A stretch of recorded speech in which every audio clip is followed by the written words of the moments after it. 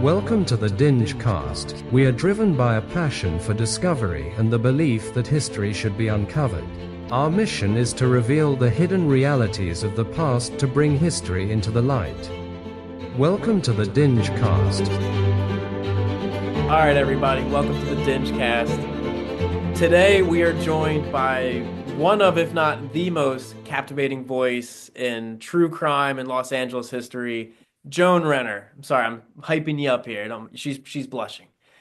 She's a writer, social historian, the creator of the Deranged L.A. crimes blog that dives deep into the twisted, fascinating, and honestly, what I like most is the forgotten stories of historic Los Angeles crime. You know, before we forget about all these, let's make sure it's covered. We talk about it. We think about it. So Joan's a treasure trove of knowledge on historic LA crime and just generally the cultural underbelly of Hollywood. So her work's been featured in Los Angeles Magazine, bunch of true crime anthologies. I can't even keep count.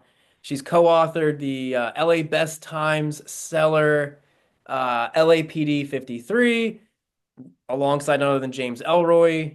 Joan's also the author of The First with the Latest, which is a look at Aggie Underwood, the trailblazing crime reporter. I'm sure we'll talk about that today. And her latest book, Of Mobsters and Movie Stars, which we've been talking about here before we started recording. All right, all right.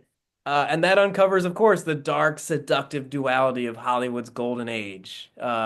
When Joan Renner's not researching murder, scandal, and the seedy glamour of old LA, she's a regular presence on TV, so you might recognize her. She's been in over 60 true crime shows and documentaries. And if you're a local, she's also a historian at the LA County Sheriff's Department Museum. So you got to check that out.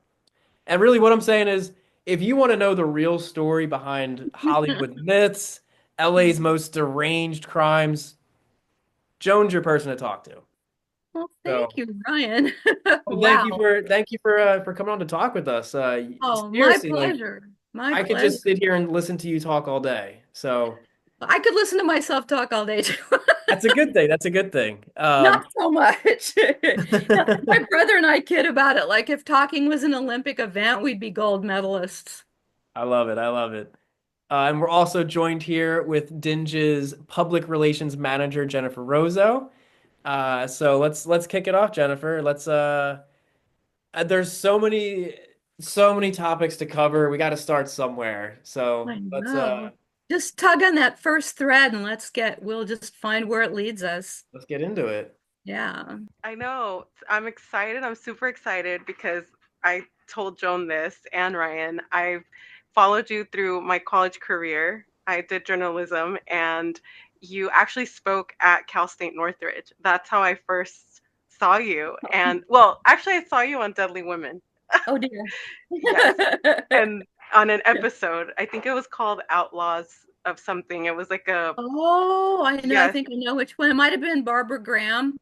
Yes, it was like like an old-timey like episode that I loved. I was like, oh my God, Barbara I love Graham these was, old-timey yes, shows. I think it was Barbara Graham. She was one of the only 4 women have ever been executed by the state of California, and she was the third. Yes, and then you actually came to speak at my college when I was doing my journalism degree, so that was super exciting. So it's super exciting to have you on. I love that you're on here and that we get to talk. But I did want to start out with just like, what were your origins and your influence? Like, how did you get into this field? Well, okay, that's a fair question. I'm from Chicago. I was born in Chicago. I've been in California most of my life, but when I was a kid in Chicago, I used to read the newspapers. Mostly it went over my head, because I was a kid. But Yeah. I like to read. I'd read anything. I'm still like that. I'd read anything. And I must have been I must have been about 8 years old. And I was reading this story in one of the Chicago papers, either the Tribune or the Sun-Times, whatever. And I was reading a story about a little boy who vanished and I didn't know what happened to him. And I followed the story, and it turned out that he had been kidnapped, apparently, and sexually assaulted and murdered. And I couldn't understand it. I couldn't understand how anyone could, because that was how could someone hurt a kid like me? I mean, unless they knew me really well. I was super annoying, I'm sure, um, but I couldn't figure it out. So, and then as I followed the story more, and about maybe a month later or something, they reported on the kid's dad, and they said that he died of a broken heart. And that really Sad. freaked me out because I thought, well, uh, how does Yeah. that happen? How does that happen? And it was so disturbing. And I just remembered that all the time. So I always wanted to know, what makes people tick, and I still don't think I know, but I wanted to find out. I wanted to just sort of explore that. Yeah. And so like it's only been in the last few years I was having dinner with a couple friends, a couple of my good friends, a former executive director of the LA Police Museum, Glenn Martin, and the current curator of the LA Sheriff's Department Museum, Mike Fratantoni, and James Elroy was in town. And when James Elroy's in town, we usually try to Wow. get together and go to dinner. Yeah. So we're at dinner, and I was saying something about this case, and James said, Joni, I know that case. I know what it is. And he gave me the names. I forget them now. And I said, "Are you sure?" Because he said, "No, there was three boys, not one. There was three boys." I'm like, "Are you sure?" I Wow. don't remember that. Yeah. Sure enough, I never argue with him about this. He was absolutely right. There were three boys. It was, I think, Chicago's longest unsolved homicide. Um, Wow. Maybe 40 or 50 some years. It was solved not that long ago. And I was amazed. And so I got some sort of closure on it. And then I read everything about it, and it was three boys, and it's like, oh my God. I mean, it was horrendous. So that's really what got me started, and then I just read everything I could read on crime. I always read newspapers, I always read books, fact and fiction. Yeah, that speaking of books and what you read, it does show like your blogs, your books, they actually reflect a deep fascination with crime and darker corners of society. Would you say that there was like a particular moment or story that made you realize that this would be your life's work? Was it that specific story, or were there other things as well? Well, it was that one to begin with, but I don't think I really realized how much it would influence me later as an adult. Yeah. And it did, it really did. But I think that I think when I read Truman Capote's book In Cold Blood, Ooh, Truman Capote. Yeah, he's an interesting character too. that definitely he is. And I think that, in fact, I've been going through and reading books that influenced me when I was in my 20s and, and Yeah. stuff. And so I read Catch 22. I read, I've been going through these books. And Yeah. In Cold Blood was one of those books that really influenced me. I cannot think of Kansas without thinking of the Clutter family, Yeah, right. being That's dead in funny. that farmhouse. Yeah. And so I think it's that kind of thing. I think that um, aberrant behavior is just interesting. It just is interesting. I don't want to live next door to them.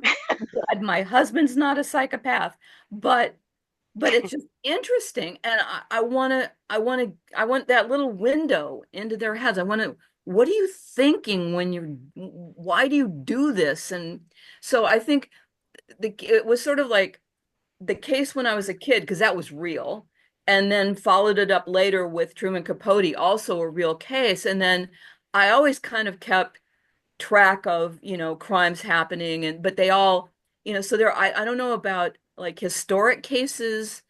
I think obviously the Black Dahlia. I mean, that one's a no-brainer if you live in LA, and Yeah. she's right behind me over here. So, it's that one definitely, because that's been called America's murder. And I think that there's no way you can ignore that case. And so I've looked at that one for a long time. And it's the victims, I guess. And then I knew someone, um, a guy my brother knew. He used to come over to the house. My brother was maybe Yeah. in junior high school, and he committed a murder. And No. so that was kind of, and picked him up hitchhiking. Oh my In God. between the time that he committed the murder and he was arrested, my Yeah. brother's best friend and I picked him up in my car. My God. And I mean, we had no idea. and Yeah. he had bludgeoned a gas station attendant to death with the flat side of a Boy Scout hatchet. And Wow. it was really a really violent crime. And we picked him up, hit him. We're just like, oh no, there's there's There he is. yeah, and it's like, well, we haven't seen him in a while. Let's pick him up and see what he's up to. And he gets in my Oh car. my God. He was a big guy, and Yeah. I was driving a Volkswagen Beetle. He gets in the back of the car and it kind of goes whoop, Like, oh, because yeah, he was like this big guy, and he gets yeah. in the car, and we, like, what have you been up to? Oh, I don't know, and he's like, yeah, what are you doing? Oh, I'm thinking about, joining the army. I think I need some structure. I'm like, dude, it's Vietnam. You really want to go to the army? He's like, Yeah. yeah, no, I'm not. So we drop him off, and a few days Jeez. later, it's like Craig Hulse wanted for, this, Yeah. and there were two murders there. There was the gas station murder, but that Wow. actually happened, I think, either the day before or the day after. This group of people he hung out with, they were just all just stoners and just total losers. And Yeah. they had kidnapped a school teacher in South Orange County. They carjacked her on the Sand Canyon exit in South Orange County when there wasn't really much down here. I live in South Orange County now. And they kidnapped her and they killed her, and they drove around with her body in her car for the rest Oh of my the. goodness. And then they took her to Ortega Highway, somewhere off Ortega Highway, and sort of like left her, didn't really bury her. And then the head idiot, who wasn't the guy my brother and I knew, went Mhm. back, and I think he cut her heart out. Something like Wow, very savage. Wow. it was really sad. So that one, obviously, because I had a personal connection to it, I wrote about it on my blog and stuff. And it's like it's like you don't know who the bad guys are. I mean, this guy Craig never seemed to me to be anything but a big guy, not too bright, you know, Yeah. but my brother said, he said, when I told him I was going to write about it, he said I never told you, but he said one time Craig took my arm and bent it behind my back, and he said he had a look on his face that was scary. And Wow. that's when we stopped hanging out. And I thought, ooh, good call. You know? Well, you That's so touched on something crazy. interesting here that, like you said, like, I don't want to, you don't want to know these people in real life and stuff, right? But at the same time, we're all so fascinated by, right? Everybody loves American Horror Story and, gangster Yeah. movies. Oh And it's like yeah. we're so entertained by this. And a lot of those are based on real people. But then when it's Yeah, like comes to the real story, you're like, oh no, that's awful. I It's like, know. but you like it for entertainment. That's a weird, isn't that an interesting human It trait is. No, designed in it? that's a good point, Ryan. Why do you think it is? Maybe. I mean, I mean, I think it's the curiosity of like if you can't relate to it, right? Like you said, you're like, I yeah, wanted to know why somebody would do this. I think we watch some of it for that aspect. Some of it's just it is almost like fantasy, but it is real life and something that's that just out of comprehension. Of yeah, course you're drawn to it, right? I mean, you could Yeah. equate it to studying outer space. We don't understand it. It's right in yeah. front of us. We just want to understand it. Maybe there's something deeper on this side, but it is an interesting It aspect of it, is. right? Like, why would Yeah, we it is.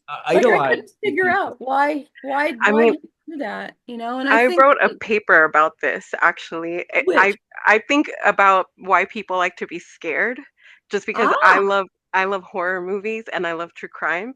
So I agree with both of you on both ends. Like there's the spectrum of like why do people enjoy true crime so much as like it's like our new form of entertainment, mhm. and then there's the end that you brought up, Joan, which is I've always been the same way as you since I was very young. Like, what makes them cross the line? Yeah, my brother and my mom were like, "Are you gonna like murder us one day? Because all you do is watch these things and it's scary." And I was like, "You're so depressing. It's Mother's Day." Like, I even put murder crime shows for her in Spanish Well, because they there's have like a themes. They have like a whole theme thing for Mother's Day. How can you pass that up? yeah, she was like, "Why would you play Mother's this Day on my murders. day?" Yeah, it's basically called called like the Spanish or Mexican version. We're not Mexican, but it's a Mexican show called uh Murderous Women, or kind of Yeah. like Deadly Women. It's the Yeah. same only in Spanish, but long Cool. story short, I always think of that too, what you said. Like my question has always been, my family's always like, why are you so obsessed with this? And I'm like, you know why? Because I want to understand. It started young. I think I started watching these like at 12, 13. I was like, oh my God, Discovery ID and Forensic Files, like Yeah. the back in the day, like court TV. But Oh I yeah. think it's right. I think it's because I want to understand their mind, like what makes them cross the line, because we're all capable of it technically, right? Like to Yeah. like physically, and maybe you might have like somebody kill somebody out of anger, like passion crimes, whatever. But what restrains the like us versus them type of deal? There's this like red line that most of us don't cross. But why Yeah. do they cross it? What is it in their mind that crosses it? Like makes them cross that line? You know what I mean? Some of them are obviously ill. They're like antisocial, like whatever, like Yeah. they have like they're psychopaths, they're diagnosed with whatever. Or and back in the day, a lot of people didn't know what a lot of this was until like recently, you know what I mean? But I think Yeah. that's interesting. And then on the fear factor side, people have been trying to be scared since the beginning of time. You know, there was like a French theater in, I want to say, the 17th, 16th Yes, yes, yes. I century. know exactly what you're talking I knew about. you would know. It's called French. It's like De Gaulle something. It was Yeah, yeah, yeah, weird. yeah. Yeah. Grand something. Yeah. Yes. And so I think it's still around the building itself. It's not that anymore, but they used to have this theater. It was the first like horror show of Yeah. its time. People would go there, watch plays, and like people would sit in the front row and get like bloody, like fake blood would splash on them, and they loved it. You know what I mean? And then people would go watch hangings and like decapitations and stuff. So it's That's true. innate to us to want to watch these things. Like I Yeah. think for modern times, why we want to be scared, from the research I did, it shows that like people want to, I guess, if they know what they're going to expect, and like you said, Ryan, it's fantasy, it's more Mm. entertaining. I think Yeah. you don't realize, like in real life, if you saw like a murdered body, God forbid, you know what I mean? Like somebody You'd feel that's Yeah. been totally savagely different, attacked, right? it Yeah, would you'd be be so disgusted different. by it. It's like Yeah. Yeah. it's a movie, you're like, cool, look at that. But Yeah.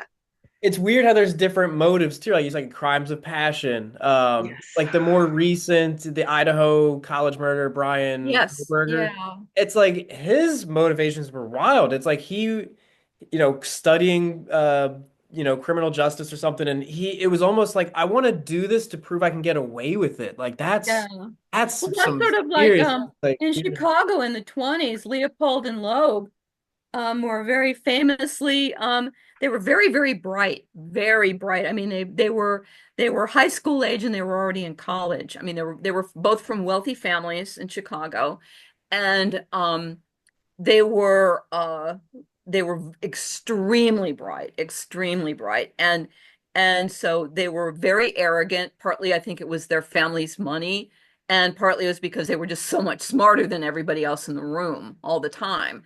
And so they were sort of influenced a little bit by Nietzschean philosophy and, the Mm, Ubermensch, and so they thought, well, okay, we're going to commit this murder and it's going to be a perfect murder. We're going to get away with it. And they're like 18, 19 years old and they think they're going to do this. And they did. The original victim that they had in mind, I think was, fortunately for him, I think he ended up having to go to the dentist or something that day.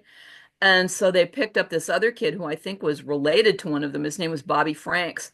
And they picked him up and they murdered him. And they were caught eventually because one of the criminals, I forget which one it was, Leopold or Loeb, he was a bird watcher and he also had he needed some glasses. He needed glasses, mm. and because I don't know what was wrong with his vision, but because his family had money, he had these frames that were kind of new and Yeah. they fell out of his pocket and where the body was left. And they eventually, they traced him through the glasses, and they just they were defended by Clarence Darrow, the great Clarence Darrow, and Mm, Darrow knew right from the beginning the only thing he could do was to save their lives. That's the only thing he could do. I mean, because they were clearly guilty. There was a mountain of evidence against them, and he put on an amazing case, and he actually kept them from the death penalty. But I think they were sentenced, each of them, to life plus 99 years. And one of them, Richard, I think it might have been Richard Loeb, I think that was his name. He was killed in prison fairly early on. He Wow. he made a pass at some guy in the bathroom. The guy rejected him, like Yeah, he was like, bye. very much so. And the other guy was actually released in like 1959, 1950, something like that. And he moved to, could have been Puerto Rico or someplace. Hmm. He sort of lived his life out like that. But they were just they were teenagers, and that's all Clarence Darrow could do was just save their lives. But they were arrogant, and now we know, because I have a friend that testifies. He's an expert on teenagers and brain chemistry and stuff like that. And he testifies in court for some of these teenage criminals. And their brains aren't fully formed. And having Yeah. been a teenager myself, I know it took a long time for my brain to fully form. And Right. it's still a little dicey to this day. But they had nothing. So, I mean, and people and there for the longest time, kids were just kind of like mini adults. They were treated like adults. They were expected to act, out of sight, out of mind. You to be and it, Yeah. it it was weird. So, we have a whole different view of criminality and stuff than when Daryl was defending those two, numbskulls. But Are you familiar with the Cameron Terrell? I think I'm saying his name right. Case. It was basically like a wealthy kid went to Palos Verdes High oh, School in Torrance, California. He just a wealthy kid had everything going for him. He would go out and he'd join the Rolling 90s neighborhood Crips, and just to be like, I want to do this for fun or whatever, throw money around, yeah. and His story then sounds familiar. Yeah. was involved in the murder of a 21-year-old, and he basically encouraged, the other kids are just like, yeah, they're in a gang, but he's like, come on, man, let's do some gang stuff. Let's go kill somebody.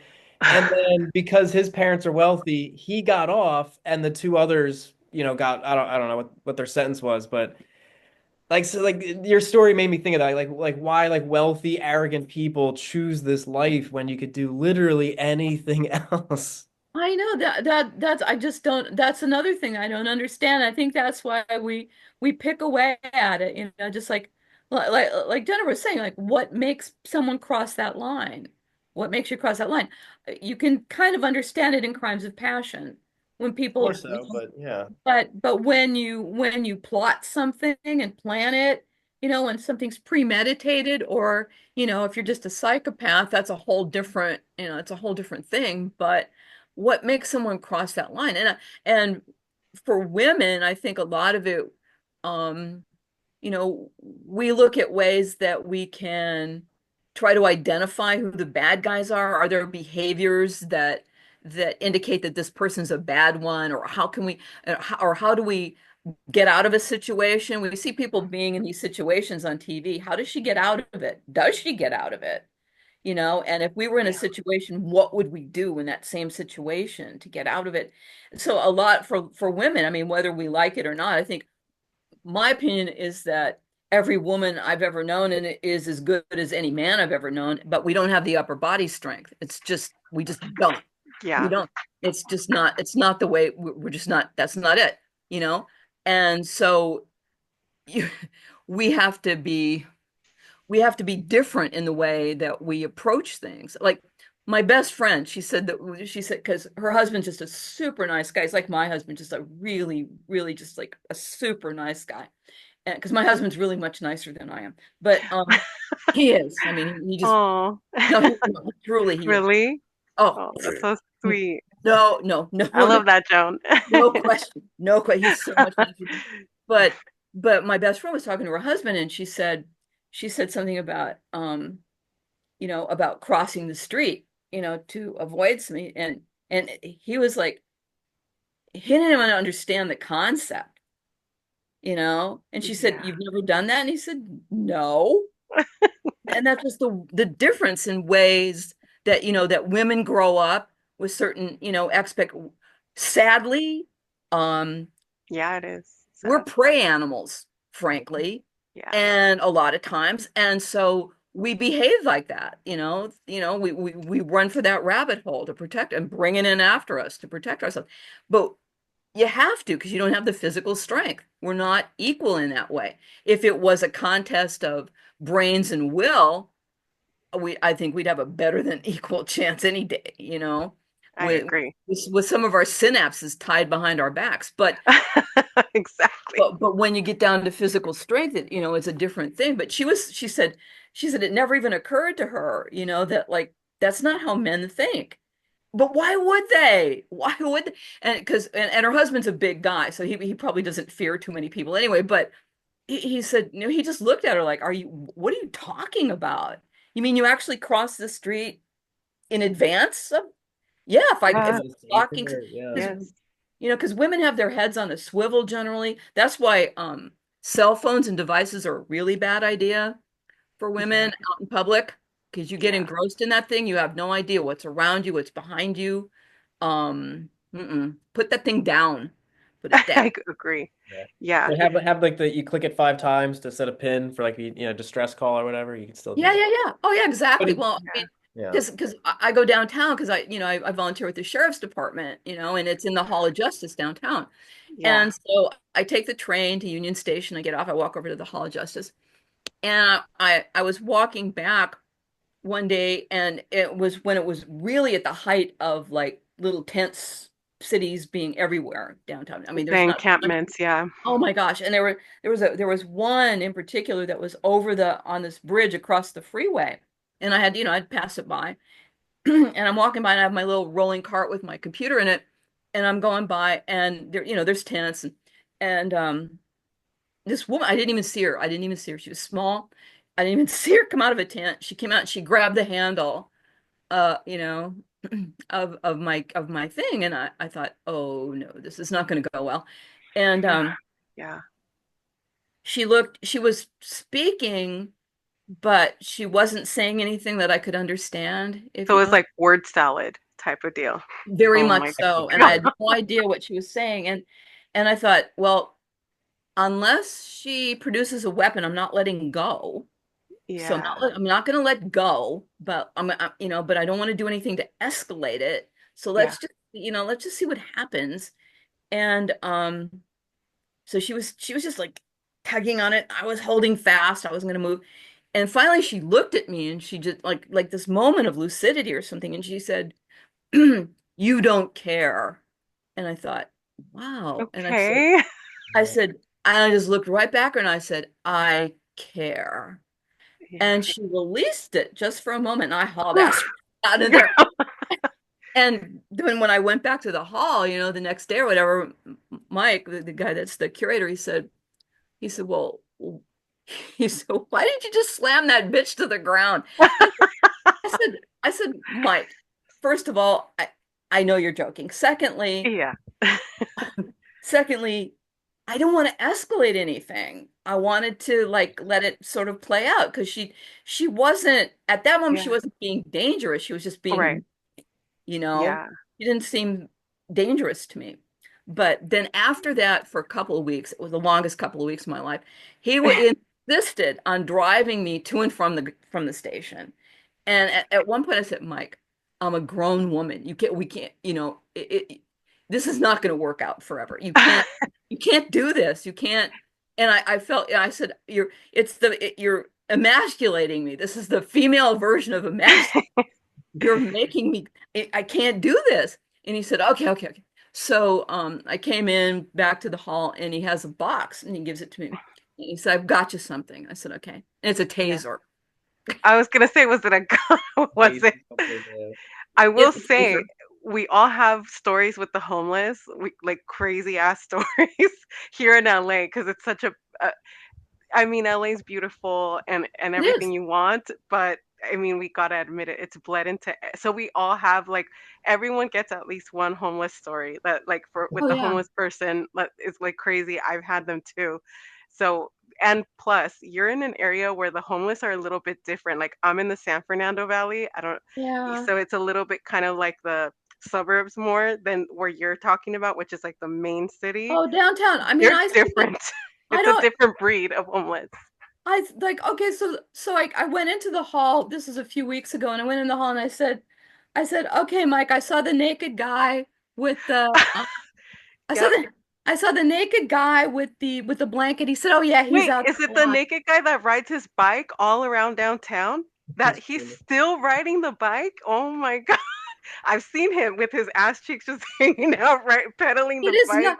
Most people, really honestly, with very few exceptions, should leave their clothes on. Seriously, there's something nice about the mystery of clothing, and it expresses Right. your personality. There's something Yes. sensual about it and erotic. And when you take your clothes off, especially like that, you're a totally unwrapped package. You're not always in the best light. Oh, right? And it's Yeah. not always flattering. I don't want to see that you have a pimple on your butt. I don't want to see that you have a rash from going outside. I don't Nothing. want Yeah. none of that is of really any interest to me. If you Yeah. keep that, I'd be grateful if you would just keep that to yourself. But they don't. I've seen people actually having sex, like standing up and it's like, why, why are we doing that?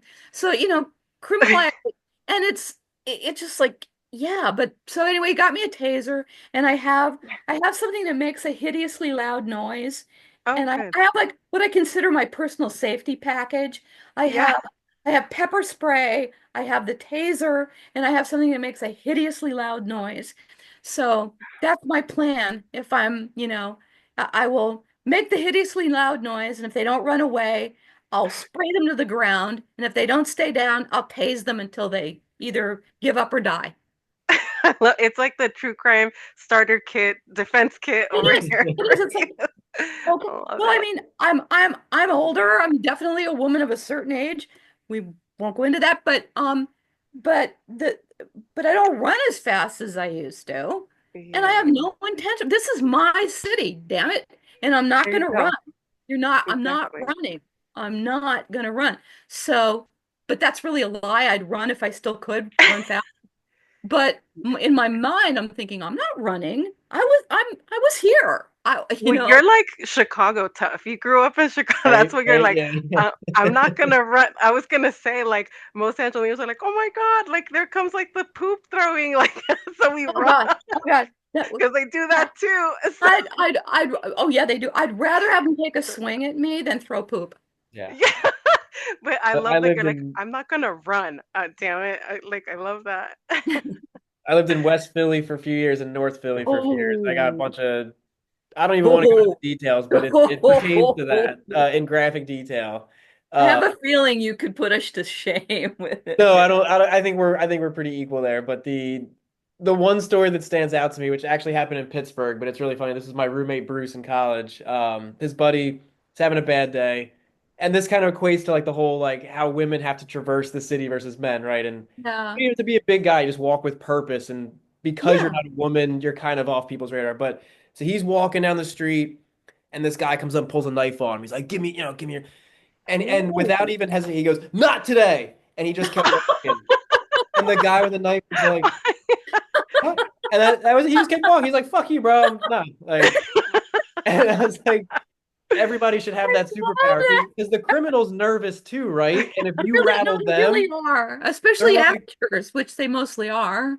yeah. Yeah. I love that story because it just That is a shows good like one. you can play their game back at them, and not that I recommend it. Uh, No, no. I had a friend once, but like when he grew up with us, mostly his parents. This is such a terrible story. His parents actually, well, they never married, which when we were growing up would have been kind of shocking.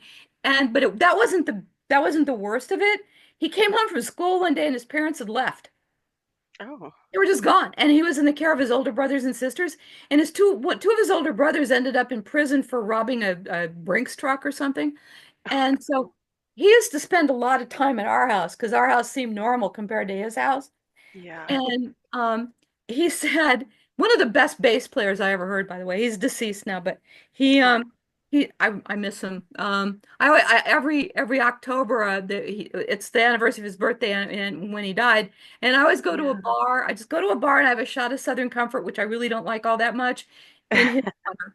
So he's been Yeah. gone a long time now. But he said once, he said, John, you really think you're a badass, but you're not. He said, so with your mouth, here's my advice to you. Act crazy. Everyone is afraid of crazy. That's true.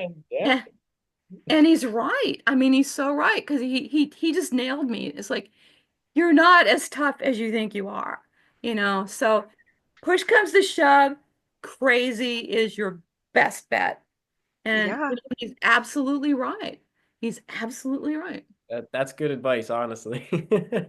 So I know Jennifer's got a bunch more questions. I Oh, just want to ask sorry. one. No, we're good. I just want to ask one real quick because this is kind of in my territory, like what I'm really curious about. So you research a lot of these older cases, like early 1900s. Um, for the ones where there's really not much documentation, right? You got like a newspaper clipping, who knows what else. How do you really research those cases thoroughly when there's generally or seemingly so little to go off of? Like I would love to know how you do this so well. Oh, well, thank you, first of all, for that nice comment. But I think what I do is I try the newspaper coverage is helpful. You know what else is surprisingly helpful? I mean, especially like for like from about the 1920s on, are old detective magazines. They're phenomenal. Oh, Like people always think of them as like, oh, they're just crappy telling a story, blah blah blah. No, a lot of them actually interview the um the cops who were involved in the case, contemporary to the crime.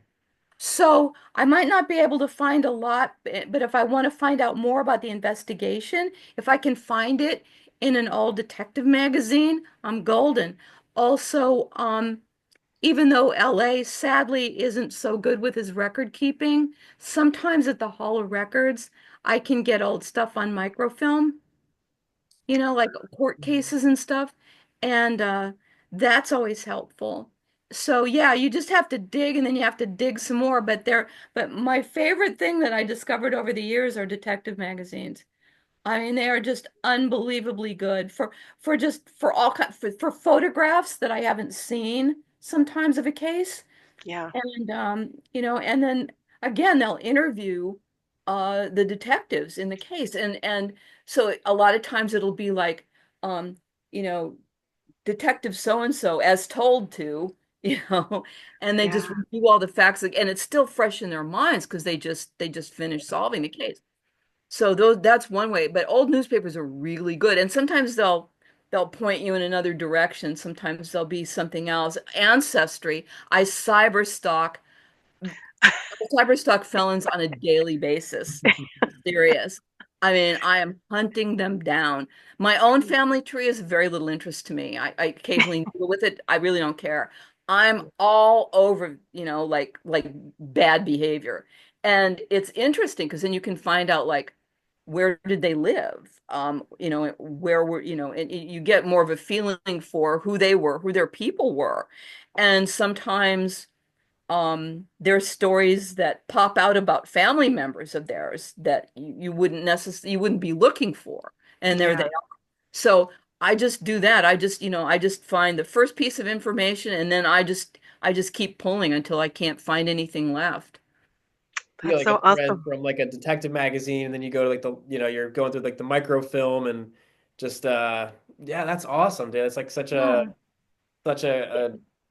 I don't know, it's just an exciting adventure, right? We were like, I It just read this is. magazine and this one line, like, I'm reading between the lines. They didn't explicitly call this out, but I realized that's significant, and then that gives you your angle to go deeper. Yeah, because I do like to look at the families because again, it goes back to what Jennifer, when we were talking about, like, how do they cross that line? Like, what was Yeah. their family like? Can you get a feeling of what their family life was like? Can you find out, like, from census, if they were in any of the census statistics, who else was in the house with them? How old were they? What did they do for a living? Who are their neighbors? You Yeah. know, I mean, you can find out a lot about people just from where they live. If you can get a sense of, where that neighborhood was at that particular time. Was it upscale? Were they living, you know, minute to minute Yeah. in some room somewhere or what? And you get a better feeling for who they were. And that's always what really interests me is like, who were these people and where did they come from? You know? And so yeah, I was cyber stalking someone earlier today. And Speaking of stalking and all that, like what would you say would be like the most surprising discovery like you've ever made while digging and cyber stalking through everything wow, that's in your tough because research? every now and then I'll just go, what the hell? Um, I've been okay, I was one of the cases one of the LA cases that I really find the most fascinating is the Rattlesnake Romeo case from 1935. Tell me about that one. I've never heard of that. That's interesting. Whoa. This goes broad and deep. Um, a guy named Robert S. James, which by the way was not his real name, Mm. um, he killed his pregnant wife in Ugh, 1935. This is diabolical. Okay, it was the Rattlesnake Romeo because, okay, he marries this woman. What he planned to do, I think, was kill her and collect the insurance because I believe he'd done this before uh, and not been prosecuted. So he he decides he's going to kill the wife because she's pregnant. He doesn't want kids. He doesn't really want the wife either. He wants the money. So he tells her, look, I don't want to have kids. You're going to have to terminate the pregnancy. This is 1935, so it's illegal. And so he tells her, well, I have this doctor friend. The doctor friend's actually a short order cook, a guy oh that's my he God. knows. And so he, tells her this whole thing. Anyway, she agrees to do it. He plies her with whiskey, uh, ties her to the kitchen table, and then he had this accomplice, this friend, go out, the fake doctor, Yeah. Charles Hope. He had him go out and purchase two venomous rattlesnakes. They're diamondback rattlesnakes, okay? Oh my God. And they actually had names, Lightning and Lethal. Wow. Seriously. You Yeah. can't make this stuff up. This is real life. I love real life. Yeah. So Yes. Lightning and Lethal, he's got the Right? snakes. He has this box made to put Lightning and Lethal in. And so then what he does is she's blindfolded, she's gagged, she's tied to the kitchen table. She's already, pretty tipsy because he's been giving her whiskey. And he brings out the box with the snakes in it, Lightning and Lethal. He grabs her by the ankle and puts one of her feet in the box, and the rattlesnakes bite, of course, because that's what they do. Yeah. And then he takes the snakes and he waits for her to die. And she didn't die, and she's lingering and she's lingering. That's And so excruciating. it's awful because I can't even imagine like it's they must have stopped the play acting it once they got the snakes out. I'm And sure. so even though she was blindfolded and you could still hear, Of course. and what was being said in her presence when she's on that table. And so as I was researching his case, many surprising things came up. He'd been married. He said he thought, because he wasn't really, Oh, he great. thought he'd been married about 5 times. Wasn't really sure. I think I found another wife, and I found what I found because he was ultimately executed. He was the last man to be hanged in California, Right. and in 1942. And they rebuilt the gallows for him because he'd been sentenced to death in 35, and they were still hanging people. But in 1938 or 9, they started using the gas chamber in Mm. California. And so they said, well, no, you were sentenced to hang, so hang you will. So at San Quentin, they rebuilt the gallows to hang him. But what I Wow. found when I went up to, this is another good place to research California crime, is Sacramento, where the state archive is. And I went Mm. up, and because it was a death penalty case, for death penalty cases, usually they forward the entire trial transcript Yeah. because it's part of the appeal, because it's an automatic appeal. So Mm.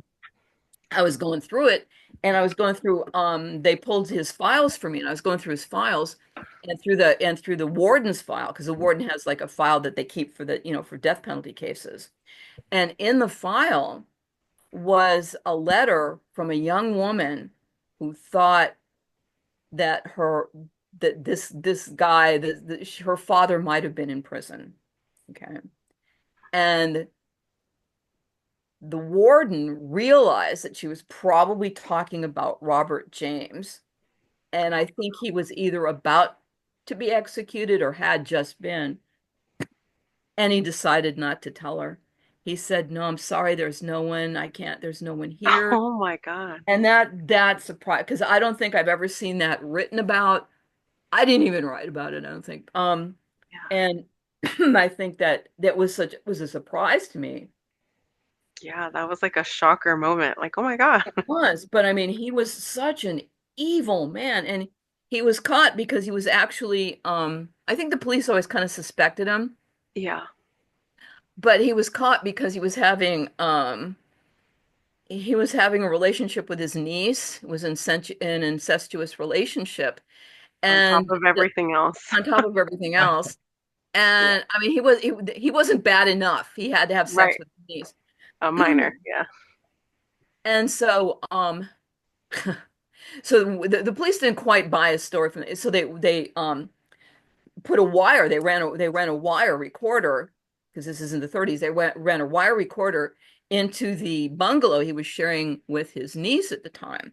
And they never expected to find this out. They put that, they put one in the kitchen and he had a parade of women going in and out. This is after he murdered his wife.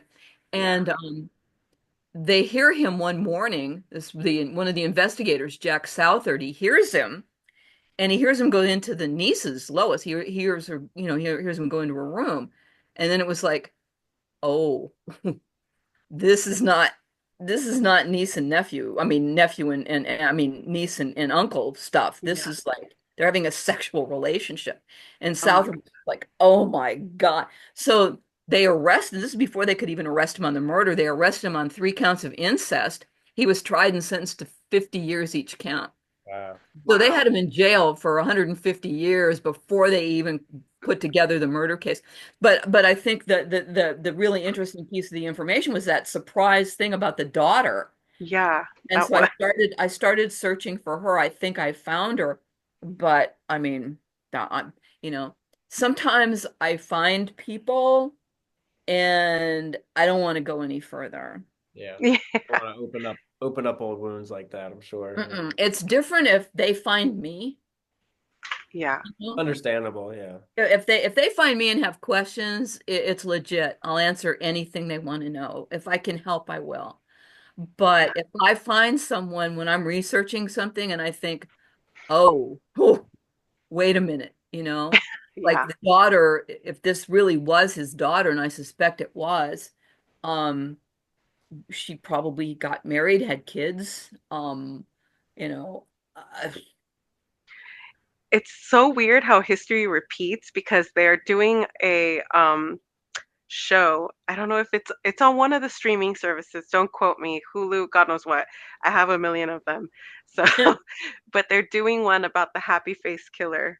Um, oh, Yeah. how his daughter, like, his daughter, he said, like, I'll only talk to my daughter yes, about the crimes. They wanted to speak to him and like find bodies and different things like that. And he's like, I'll only admit all this to my daughter. And his daughter had done this extensive, it's kind of like Michael Myers, like imitating like real yeah, life. Cause you know how Laurie in the movie, she changes her name, she goes into hiding, she does right, all these layers, she adds all these layers on top of herself to not be discovered. And even after everything she does, he gives her info to the authorities and they're like, please do this. Like, please go to jail and get this information for us. gotta be So hard enough. yeah, so she ends up having to go there. And I really, it's like on my like added list of things I want to watch because my streaming service is full of like murder and true crime. And so, Hello. yeah, I My sister falls asleep to the true crime podcast. I'm like, how do you not yes, just have nightmares? That's wild. No, my But husband says that. He said, "Why do you not have nightmares?" I said, I've always had nightmares ever since I can remember, and I yeah, find them interesting and kind of entertaining. So I yeah. don't worry about them too much. And at some point, usually during them, at some point, I'll go, "This isn't real," hmm, Oh, wow. Very and lucid dream of you. I'll just, I'll just know it's not. And sometimes it Yeah, still scares the hell out of me, yeah. but for the I'm accustomed to it. So it's just like if I didn't have bad dreams, I probably wouldn't have any dreams. So. remember That's watching like true. Unsolved Mysteries in elementary school, and then it's like you have to let the dog out back before bed, and you're like, they're all in the No. backyard. It's like, but one more. I had a question about the James guy because I don't know many details. His third wife allegedly died by drowning, and he called the police like, oh no, she drowned. Yeah.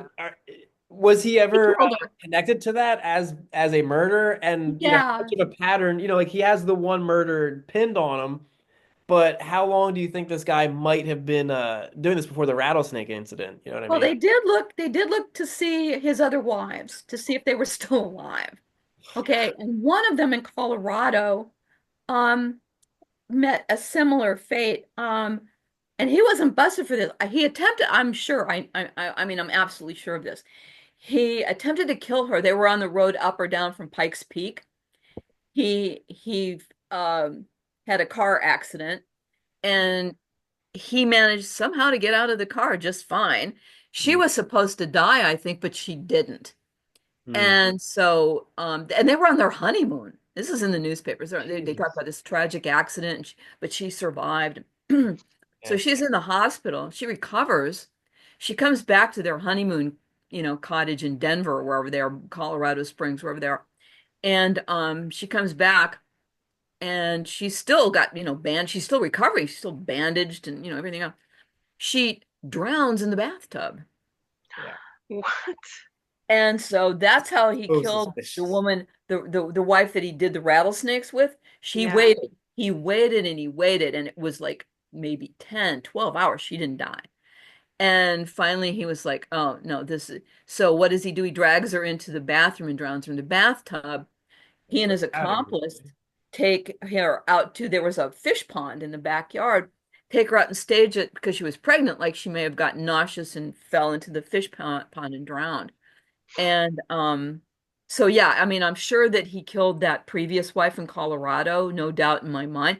For one thing, I mean, I don't think they were used to having murders where he committed this murder, the first one. In LA, they're kind of jaded even then. In 35, they're like, yeah, come on. But for this one, I don't think they were. And so the fact that there was a heavy wrench on the in the back Jeez. and she Yeah. seemed to have some sort of head injury that wasn't consistent with it. So, Yeah. so I think he got away with, and I think he also killed the niece he was having the relationship with. I think he killed her brother in a car accident. Oh my I God. think he tampered with the car and the guy died. I mean, I'm So, seeing a pattern, right? Car crashes and bathtub drownings. Like that's pretty oh I'm yeah, convinced. he definitely had an MO, and he Yeah. always like and the niece that he was having sex with, he tried to convince her to take out an insurance policy, and she said, "No, I'm okay. I'm young, I'm healthy." So Well, she then probably kind of dodged the bullet there. the cosmic karma here that so he was the last person to be hanged in California. He was at San Quentin. Yeah. The rope was the wrong length, so it took Yes. him over 10 minutes to die. So at least Yeah. there's some kind of poetic-ish justice here, I'm maybe. okay with that. I Yeah. mean, Yeah. not a big fan of the death penalty. I don't want the state to kill an innocent person in my name. It makes me very uncomfortable. Yeah. But some people forfeit their right to walk the planet with the rest of us, you know? And he was just one of those people. And it's just, you know, Yeah. Yeah, I but mean, yeah, like eye for an it's a eye bad. makes everybody blind, but some people had it coming. I'm just saying. Yeah, they did. I mean, again, I'm just not I just don't want an innocent person to die. And Absolutely not. No. I'm part of the state of California when they haven't died here in a long time, but if they do, I don't want an innocent person to die in my name. No, I'm not up for that. No. Mm-mm.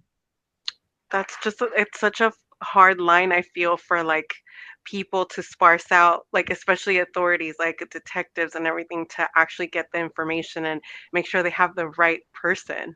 You know what I mean? That's such Yeah. a 100% huge sure. Yeah. burden, but Oh, and massive. that kind of leads me to my next thing that I wanted to actually touch on for you.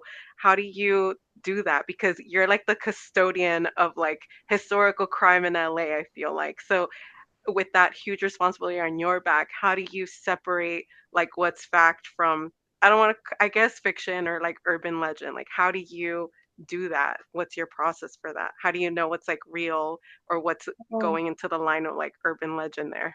that's a tough one. I mean, you really, really have to do your research. Yeah. You go back to things that were written contemporary to the crime. But there's always a disadvantage when you're writing about criminals, they lie. They lie about Yeah, everything. of So course. sometimes the best you can do is like almost like in a civil criminal, in a civil case, in a civil trial, it's a preponderance of the evidence, not to a reasonable doubt. Sometimes you just have to look at the preponderance of the evidence and say, this is what I believe happened. Was I there? No. Um, and eyewitnesses are notoriously not, not great. So even if you have an eyewitness, that doesn't mean that you have the true story. And people who aren't criminals, let's say they're involved in the case in some way, and they'll lie about things. Like I was talking to Frank Salerno about this once. And Frank is legendary retired now homicide investigator for the LA County Sheriff's Department. He worked on the Hillside Strangler case. He was lead detective there. He was, of course, detective with Gil Carrillo for the Night Stalker case. And he said it's amazing what people will lie about. They'll lie about, like maybe this person has nothing to do with the crime, but they're having an affair with someone. And so rather than cop to that, they'll lie, Yeah. and it slows things down, and it can, briefly take the focus away from where it should be because they're just not Yeah. telling you the truth. So people lie. They just lie. And it's really, really hard. So what I try to do is um look at everything I can find about the person and see if it's consistent, Right. with their If it behavior. all fits in. Yeah. Yeah. And then, like I said, a lot of times the best I can do is just say, here's what I've got. Here's what I think happened, because sometimes you're just never going to know. You're never going to know. And that's in itself, that's like, when you do all this and then there's no satisfying end. But that's another part of real life that you have to learn to accommodate. Like I'll Yeah. follow a case, I'll follow a thread, and I'll realize it's either going to be an unsolved or it's not going to end in a way that's really satisfying. Like if you're writing fiction, you go, oh no, this is Right. I'm going to change this right now. But you can't. You're stuck with what you're stuck with. And so, yeah, I, I've had to, and sometimes it's like, no, no, you can't do this to me. But yeah, you can. Yeah. It's real life, and you got to suck it up. I was gonna say that must be the worst, like the unsolved. And do you find that like in because of the time period that you cover, or Yeah. it's a little bit or a lot of bit older, like do you find that it's a lot of unsolved, like, or you don't get a lot of answers? And No, you does don't. You that drive don't. you crazy? Like I Yes, hate it unsolved does. murders. Yeah, it does. I mean, like, well, there was at least probably at least a dozen or more women who died between about 1939 and 1949, all part of the, like they call them the lot murders or the lone woman murders, like Mm. Elizabeth Short, and they're unsolved, and it just makes you crazy because it's like, wh- why, but the thing is I think most of these were stranger murders. And stranger murders are still notoriously difficult to solve. And when there's no real clear connection between the victim and the killer, what do you do? I don't know. So yeah, but that and there was one, it was what was her name? I can't remember now, but this was during Prohibition. Mm. And this woman was found um in the middle of the street, dead. And it's like they people thought she'd gone with these two guys from in front of a hotel, and they could trace her so far and no further, and then she's dead in the middle of the street. And and she'd been run over. Was it an accident? I don't think so. Was she murdered? I do, but who? Who killed her and why? And that's the, that's the stuff that just like drives you crazy because you think this person deserves, you know, Exactly. Justice. something. And again, you have to reconcile yourself to the fact that you don't always get an answer. It's not clear cut. It's just, but it's frustrating as hell because you want everybody to be accounted for, and you want,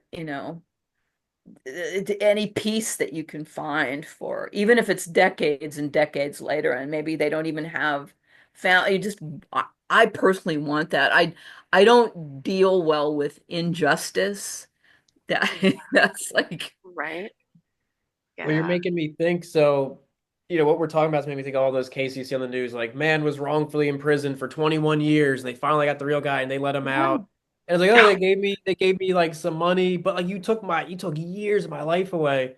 yeah, And a lot of cases that I've looked at, in my area, it's like police just want to wrap it up. It's like it's a Jane Doe, whatever. Just we know yeah. this kid sucks. Just pin it, figure out a way just let's close the case up, get somebody off the streets. So has there ever been any cases like picture like the 1930s, 40s of Hollywood, that cases that they thought were solved, right? But was there any corruption or just Oh, I've to got like a pin good it on one. somebody else, then years later they're like, that wasn't actually the real killer, I don't. That's interesting. That is a good question. Yeah, Yeah. it's a good one. Actually, I've got a good one for corruption because um their police, it's been my experience, the police, at least the police I know, are they're just they're good people. I know they, I mean, I think I might have mentioned this before, but Chief Parker, who was, chief of LAPD for a number of years, he once said that there's after something happened, some misbehavior by one of the LAPD officers. He said, "Look, we're always going to have a problem because we recruit from the human race. So, Yeah. I mean, Wow. that's it. But you expect more. I think they are and they should be held to a higher standard because they're supposed to care for us. They sign up for the job knowing what it is. Right. And it's, like firemen and police, they run to the gunshots, they run to the fire. I go the other way as fast as I can, but they don't. And so that's the job they sign up for. And in this particular case, I'm thinking about, they failed completely. There was a guy named Stanley Beebe. This is about 1942, and he's coming home from work. He stopped off at a bar with a friend. They like to play chess, and he had probably a little bit more to drink than he should have. And he got on a streetcar and Yeah. headed for home, and he got really mouthy with someone. And there was an LAPD cop on there who was not in uniform. He was on there. He dragged BB off the cable car, the PE car, whatever it was, and he drags him off of it and takes him to Central Station, which doesn't exist anymore, but was on First Street downtown. And Central Station was really kind of it was a hellhole, to be honest. I mean, Oh my it had gosh. seen better days. It was not good. And he took him there and he put him in the drunk tank. And again, Stanley mouthed off and he was just, but the thing is like, that's what drunk prisoners do. They've lost their reason. They're cursing and vomiting and telling you off. They're just not fun. But this guy wouldn't, the cop wouldn't let it go. And he and this involved a couple of ranking officers. I think the highest ranking may have even been a lieutenant. Um, they beat him. They beat him in the cell. They took him, and actually they took him out of the cell and into an adjacent room and beat him there. And they beat him so severely that he ended up dying. Oh And no. I mean, it was awful. Um, when he was released, they finally got him into a hospital, but when he was released from the hospital, he went home and his wife said, I don't really know, and he wanted, this was at Christmas time, I think, 1942. He didn't want to, he wanted to be at home. And he told her, he said, I'm dying, but I want to be home, you know?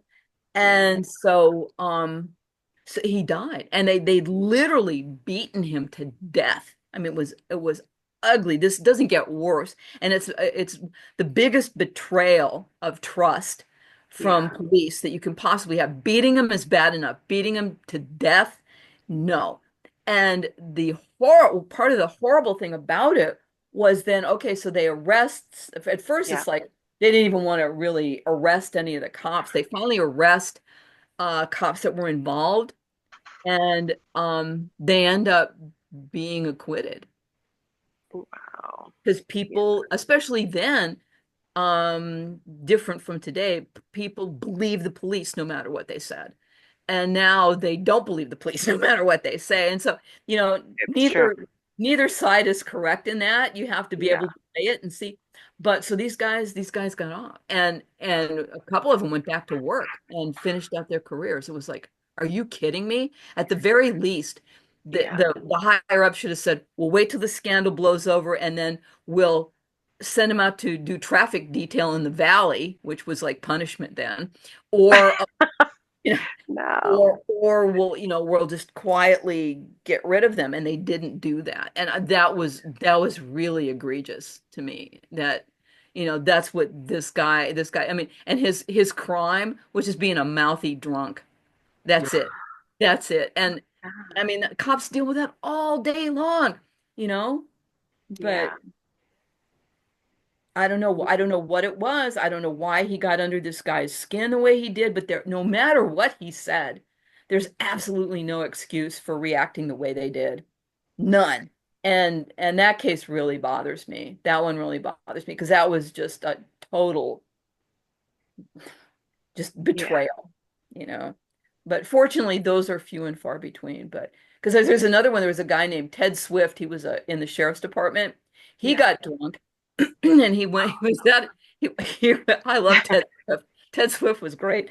Ted, I think Ted ended up dying in a plane crash, but Ted Oh, was he got drunk and he went into this like diner or something, and for yeah. some reason he there was a case of pies. He got angry. I don't know why he was angry. He shot out the pies. He's shooting at the pies. And it's like, why are you shooting at pies? Oh There's my something, God. pies have never harmed you. What are you doing? And he was just shit-faced. And so, Oh, but this was just like one of the, like this was kind of humorous. This is like, oh my God, what are you doing? You're shooting at pies. But the officers that actually killed someone knows. Yeah. it's still the same. I feel you said something that's so true. I feel like back then it was like the police was the law, and now it's I, the opposite. Like now they get tried in the court of public opinion, and yeah, most of our opinion in LA, sadly to say, is like, no, did that really happen? How they say it happened, and the yeah. whole body There's cam always a movement. You yeah, say there's body always a cam, like rush to people rely judgment. on body cams now and be like, I need to see it with my own eyes. Yeah. Yeah. And the thing is depending on the angle. I mean, there's so many factors like, and when they release stuff, unless they release the full body cam footage, you Exactly. don't know what you're seeing sometimes. You can't always No. Oh, see that's what you're seeing. 100% true. Yeah. And it's really not fair. I mean, and then everybody's out, instead of helping someone, everybody's out filming it with their phones. Yeah, That exactly. is so crazy. Like it's like somebody's like drowning. Everybody's like, you gotta film that. I'm like, or you could You just gotta film, get like, hey, let me get you out of the water. There you Yeah, go. there's some woman being raped on the train. Oh, we got to film that, and then if she's still alive at the end of it, maybe we'll help, or probably not. We'll just step over her and try to get home. People are just. I think what's happened is I think since the pandemic, I really believe that people have PTSD. I I agree. mean, I experienced that I mean, this was 20 years ago. Like, I moved out of the suburbs into the city, and like at first it's like, oh, homeless people, like, oh, do you need a blanket? Do you need this?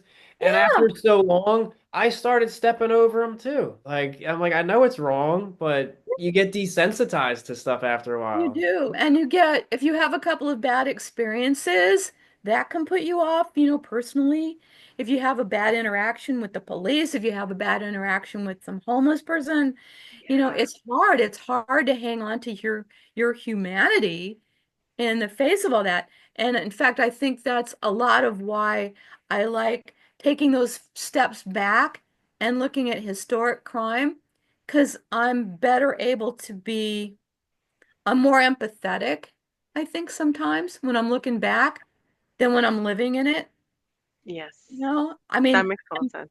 I'm still, I think I still have empathy, but sometimes I'm disappointed in myself when I sort of do that moment of quiet introspection when I think, well, did you just hear yourself? Did you just hear that thought that you had?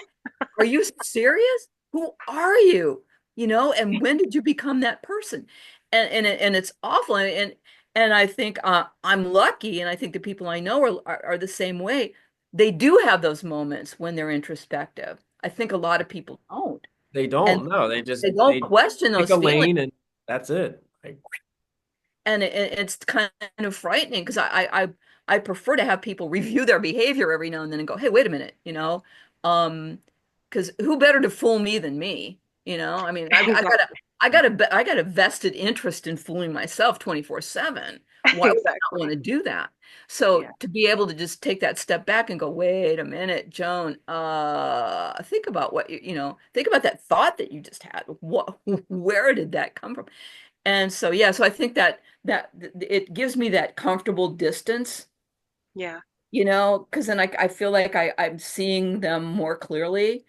I'm seeing the picture of who they were, what their circumstances were, and I don't often I don't often feel a lot of empathy for the bad people I write about. Usually they're just dirt bags, and that's the end of it. But Yeah. sometimes I think, oh, you never had a chance. You never had a chance. It's so profoundly sad, Yes. that you ended up like this and that you caused all this chaos and all this pain for people, and you're in that same kind of pain yourself and don't know what to do about it. yeah.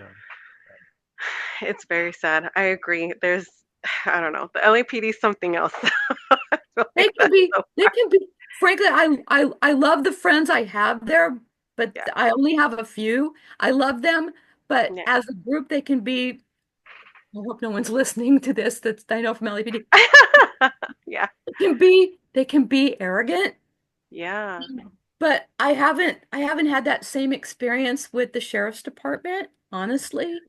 Um, True. People like tomorrow, for instance, it's the monthly homicide lunch for the Oh, sheriff's department, and I'm yeah. gonna go. And Gil Creo's there, unless he's in the hospital. Oh no. Oh my God. Well, he sometimes he something he does stuff, things go wrong, but Yeah. he's there, and these people who I have absolutely so much respect for, and I love being around them because you s- you hear them, and they say god awful things, and but it's all just to Yeah. keep the pain away. Yeah. It's all just, it's like an inoculation. It's all just to keep the pain away. And when you really get down to it, like when Gil this has happened a few times. He was talking Yeah. about, something, and if you saw him on the Night Stalker thing, you could probably, hear him like get, like start to tear up. He does that. That's just him. And Yeah. and I think that's part, and like Frank Salerno is completely different. Like Frank, I think, would probably have happily strangled Richard Ramirez with his bare hands. He had an Yeah. opportunity. Seriously. And Gil, Gil never met a stranger. And so, so he's calling him Ricky, and they're having a conversation, and you know, Yeah.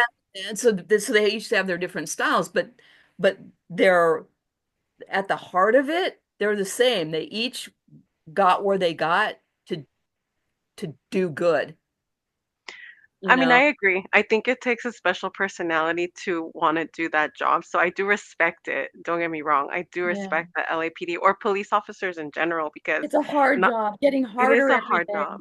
And you're right. It's getting harder and I don't know. It's a difficult line to It straddle, is. I feel like No, to like it really is. protect people and sometimes protect them from themselves even. You know what I mean? Like you have to and people take it like sometimes we see things on TV and we're like, "Well, why didn't you just comply?" You know what I mean? But That's it the can thing. Compliance is yeah, usually your best bet for any encounter with police. yeah. But But part of what we're saying too, it's interesting, like the way you have a bad experience and that you kind of you live with that instead of judging each interaction on its own merit. For a police officer, look at the lens they look at life through. It's like oh, you go to oh, an office and you do spreadsheets. I'm the one who goes to deal with every like the worst type of person you could deal with. So That's true. that has to affect them. Like how do you it must take a lot of effort to recalibrate and start each day with a fresh mindset to not yeah. be so influenced by that niche life that you live in. Yeah. So Yeah, it's very difficult. I mean, because they see, like every single detective you ever see on TV or talk to in person, the family notifications are the worst part of the job for Oof. homicide. And, I mean, having to do those and then having to deal with the people who caused you to have to go to that family and tell them that their loved one's not coming home. How do you do that? I don't know. And retain your humanity. And yet the people I'm lucky enough to know have done that, and I'm not sure how they do. seriously. They just they're better people than I am. I don't know if I don't know if I could do that. Because I told Gil once, I said, in my next life, I want to be a homicide investigator. I really want to do. And because I said, I'd love to do the job because he wants this is the one of the best, this is one of the coolest things that ever happened, and I wasn't around to hear it, which makes it even better because I probably would have passed out. But Gil had come in. We were going through some Night Stalker stuff at the museum because we're trying to. He's got like an amazing memory, and we're going through some photographs. He and I were sitting together, and he's going through like IDing people that had to do with the case, like some of the crime scene people and others that we had no idea who they were. And so we're going through and we're talking about it. And so I spent a few hours with him doing that. It was really fun because he's hilarious. He's really, really, really funny. And he is. I mean, he's really funny, really, really funny. And so then when he left, he he walked out with Mike, and when Mike came in later after he, walked Gil out to his car, he said, Gil just said something really nice about you. And I said, really? And he said, yeah. He said, he said, she's really sharp. I wish I'd had someone like Joan in my group when I was, doing stuff in homicide, part of my team. And I was like, Wow. whoa, died and gone to heaven. I Kidding? bet. This is from someone I have so much respect for, and I even I'd never told Gil that I knew he said that. But one time I did say, I'd love to be it, but I said, I don't know if I could do I don't know if I could do the job. I said, I think I could deal with most of the sights, but the smells, I mean, Oh my God. I'd be the first one out the door in the bushes vomiting every single time.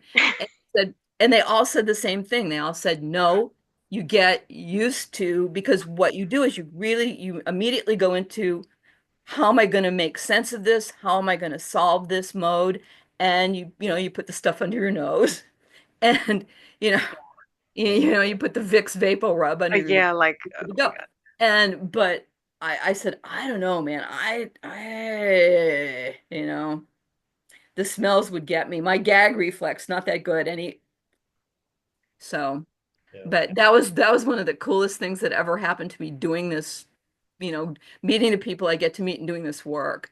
because it's just like that's someone I have so much respect for that I was like, wow. But he doesn't know I know unless he catches me here, but he But doesn't.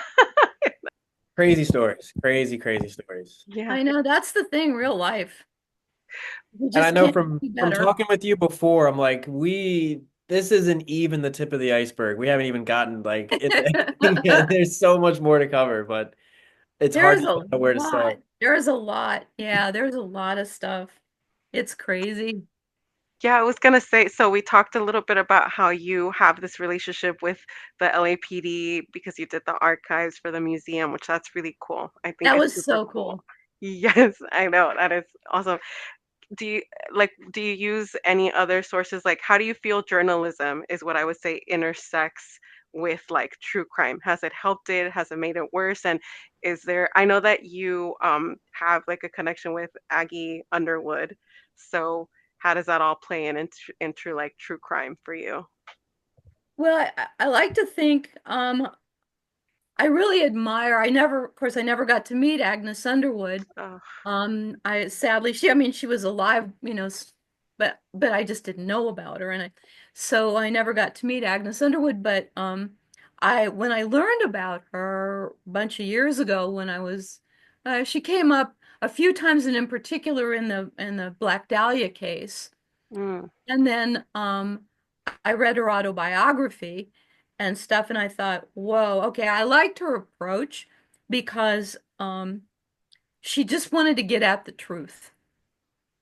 Whatever the story was, she thought that, she needed to get at the truth and she thought people should know the truth.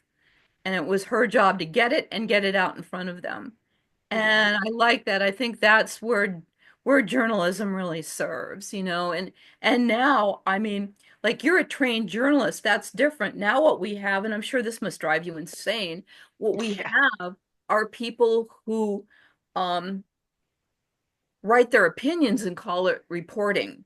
I was Yeah. And just gonna say What that. what isn't commentary these days, right? I mean, I know, and it's everybody like, of course you're entitled to your opinion, no matter how crackpot it is.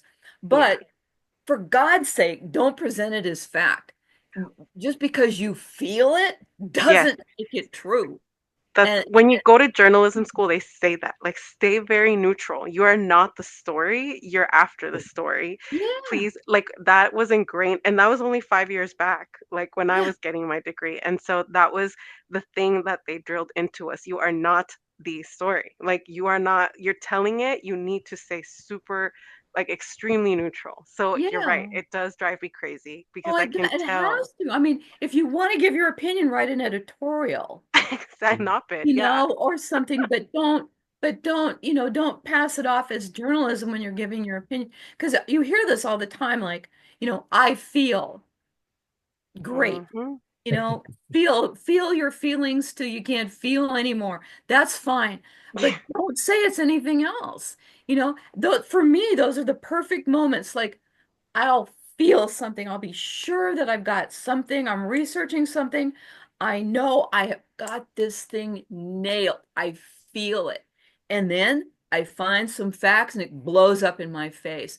Yeah. And I like those moments because for one thing, it keeps me humble. It's like, who the hell did you think you were? Right. And also, it's like, it's a really good learning experience. It's like, okay, you know how this smacked you in the face? It's unlikely to do that again Yeah. because you learned this from this situation. So I like those moments. I embrace them. I don't run from them. I don't say, "Oh no, but I feel it happened this way." No, it didn't. No matter how I feel doesn't make it, any different. It happened how it happened. Well, let me ask it like this then. So, in the digital age, it's not like the Walter Cronkite era, and it's No. like the published word is it. We have everything's digital. Everything is sensationalized for clicks, like misleading headlines, this and that. You have that side of the Oh, internet, but you also have, like let's say like the Reddit community. I'll just use Reddit as the example. You yeah, got like the that's a good armchair example. detectives who are willing to help. Like how many things have come from somebody on who on Reddit who's combing through Google Maps and their own records and they Hmm. almost provide tips for the case. Like how do you feel the good Oh, versus the bad of the digital age. How has that impacted your work versus the way it was before all of the internet and well, influence? I really like the like they call themselves usually citizen detectives. Oh, right. Yeah. And I like that because these are people who are willing to put in unlimited time. Like the woman, what is her name? Somebody will know it. The woman who wrote the book about the Golden State Killer. She was married to Patton Oswalt, and he Yes. died of an overdose, an accidental overdose, I think, a number of years ago. But she was obsessed with the case, and she didn't live to see it to its conclusion, but it's her work that Michelle really, McNamara. yes, Okay. I think that's it. She did that, and she was one of those like citizen detective things. She would became obsessed with it. She started poking and prodding into it, and the next thing you know, she's this far away from a solution, and she's dies before she can get there. But it's people like that, she had the passion and she really wanted to do it. So I think there's definitely a place for that. I mean, and there's a lot of genealogists, Yeah. and they were like a lot of them now, whether you have a degree in it or not, some people are so adept at tracing genealogy that they contribute so much to solving some of these crimes. A lot of these things have to do with, eventually it comes down to familial DNA or something, and they're the ones who do all that really hard work, that stuff that I think was like all the minutia that they have to sift through, like generations of people before they can even get close to, and so I think there's a lot to be said for that. I think, but those are people who take it seriously and they're doing the work. They might not have a degree in what that is. They might not be actual police, but Yeah. they take it seriously and they're looking for the facts. They're not looking for, I feel this is what happened, you know? And so I say run with that. If you can contribute in that way, by all means do. But for everybody else who says, well, you well, I really feel that just you can tell that one just is like fingernails on a blackboard for me. It's like no, no, no, no, no. You're entitled to your feelings, but don't claim them as fact when they're not. It's Yeah. just not. It's not happening. So do you prefer like the freelance journalism we have now or the days of Aggie Underwood? Well, in my heart of hearts, I want it to be Aggie. Yeah. I like that because, in part, because in those days, the relationship between law enforcement and journalists wasn't so adversarial. I mean, Yeah. they actually had desks and phones for journalists in police stations, because Yes, to they cover the worked. crime beat. Yeah, Yes. that's And awesome. so they worked together. I mean, was there sometimes some friction? Oh, you bet. But they were sort of, but at that time, um, someone could say, "Hey, Aggie, can you just sit on this? Just sit on this for a little because I'm so close to." And she would do it. Now, if you said now, it'd be like, "Oh no," it'd be all over social media in a heartbeat, and to the detriment of everyone. And so yeah, I kind of like those days. I mean, I think like a lot of other things, you tend to romanticize the past, and because it's got that nice, like I said, like dealing with old crime, it's got that comfortable distance, you Yeah. know and you just, but I really liked that relationship. She had a good relationship with a lot of police. She knew judges. She knew Mm, she knew yeah. gangsters. She knew Mickey Cohen. I was just gonna say I read that about her. Is that what drew you to her? Like, what would you say is the thing that drew you to her I specific to Aggie think Underwood? I think in part because she had just such a hard upbringing. She almost had to raise herself, It is, and yeah. she did a heck of a job.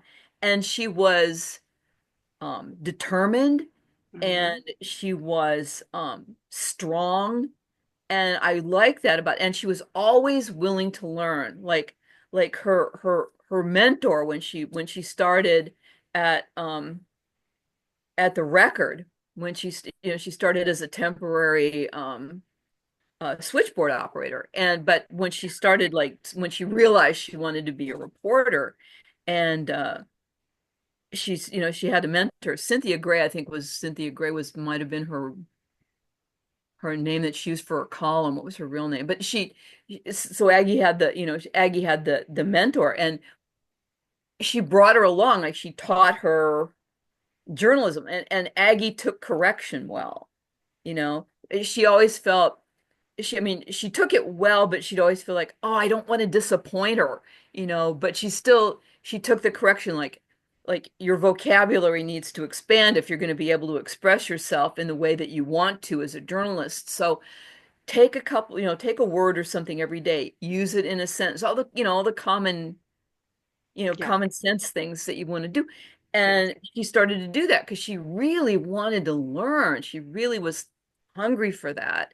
And I think that's what made her a good journalist, is that she was curious, and she was absolutely dogged after a story.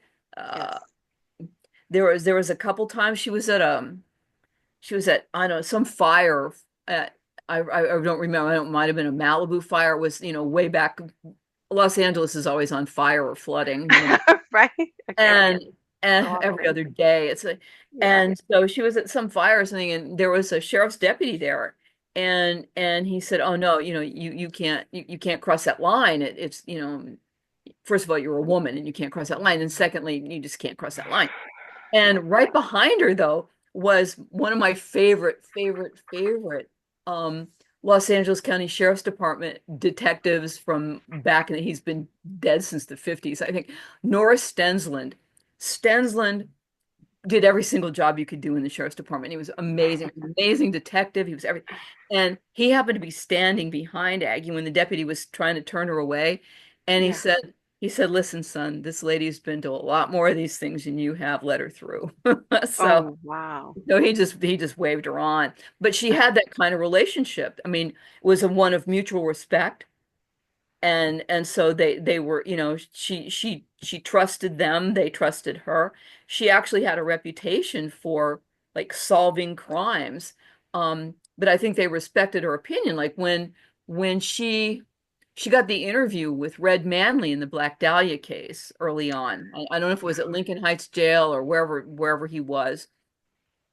Yeah. And she went in and she talked to him, and she came out and they kind of said, "Hey, what do you think, Aggie?" And she said he didn't do it.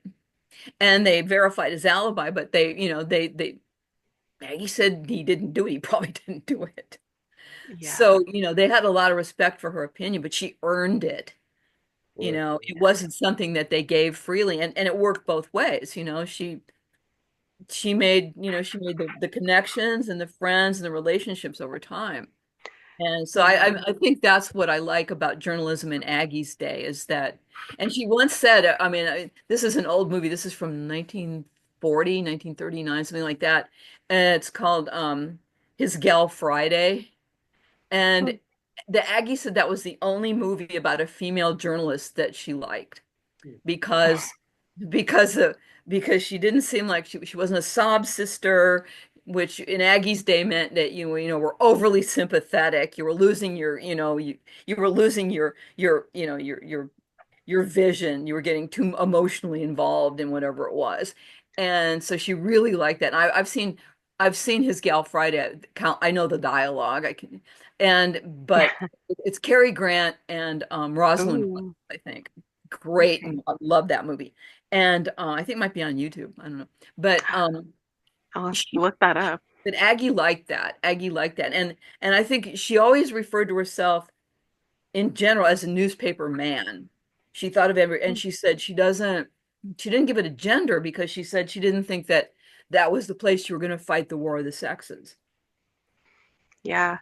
I agree with you about being drawn to her. I did a little bit of research because honestly, until I got to you, I didn't get to her, which I find really sad. I think it- she is one of like a pioneer trailblazing woman in like journalism, especially like crime, which was more seen like as a thing that men went after and did. Absolutely. Yeah. And I feel like a lot of women in journalism, even today, get less credit than like men do. Even though we think we're Mm. so advanced and we're so like, look at Yeah. us, we're like past all that. It's like I don't think we are. I don't think No, I we're not agree. there yet. And so I think I love that her story is like very gritty. She came from like a very hard background. She got like abandoned by her parents Yeah.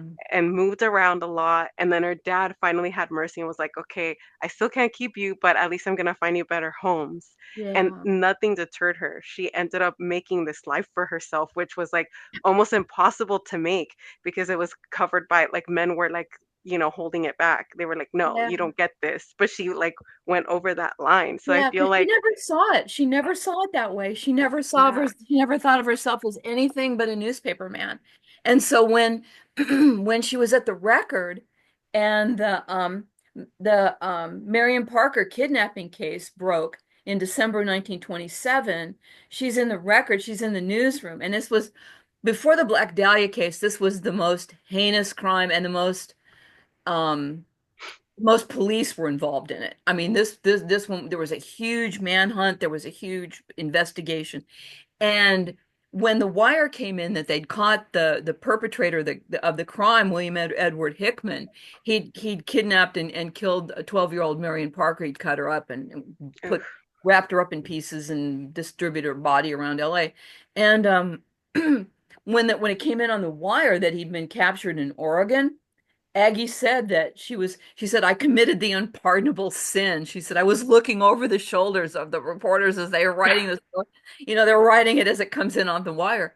And and so the editor at the time, the city editor, was Rod Brink, and Rod said, Aggie, if you're that interested in, if you're that interested in the story, come over here and take dictation.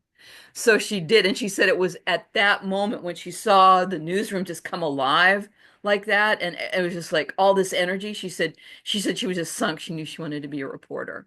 And it's interesting because she she just, she just missed being able to, be a reporter on that case. She wouldn't be a reporter for another year or two.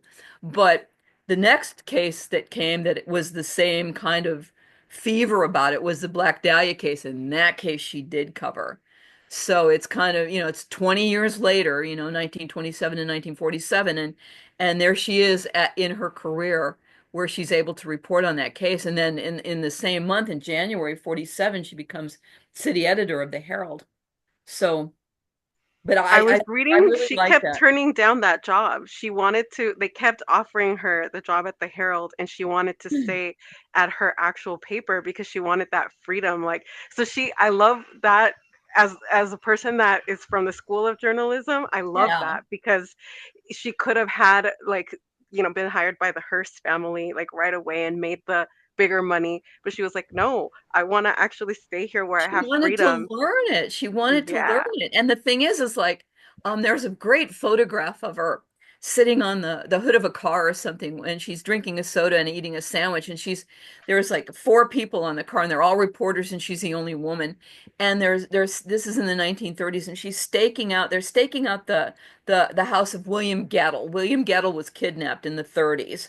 He was a businessman, very wealthy businessman. He was kidnapped. And so he had a house in Beverly Hills. And so she and these other reporters are staking it out. And I mean, I like the whole image of Aggie. You could just tell she felt at ease in the company of these other reporters, and they felt at ease with her. For them, she was a reporter. That's it. It wasn't like, oh, Aggie's, she's this or that. No, she proved herself and she continued to prove herself, and she was accepted for that. And I think that's where she made her point, where she said, look, she starts out her book, I'm no feminist. And then she spends the next 200 pages telling you why she is, just through her actions, not through, but I think she didn't want to look at it that way. She wanted to be the best newspaper man that she could be.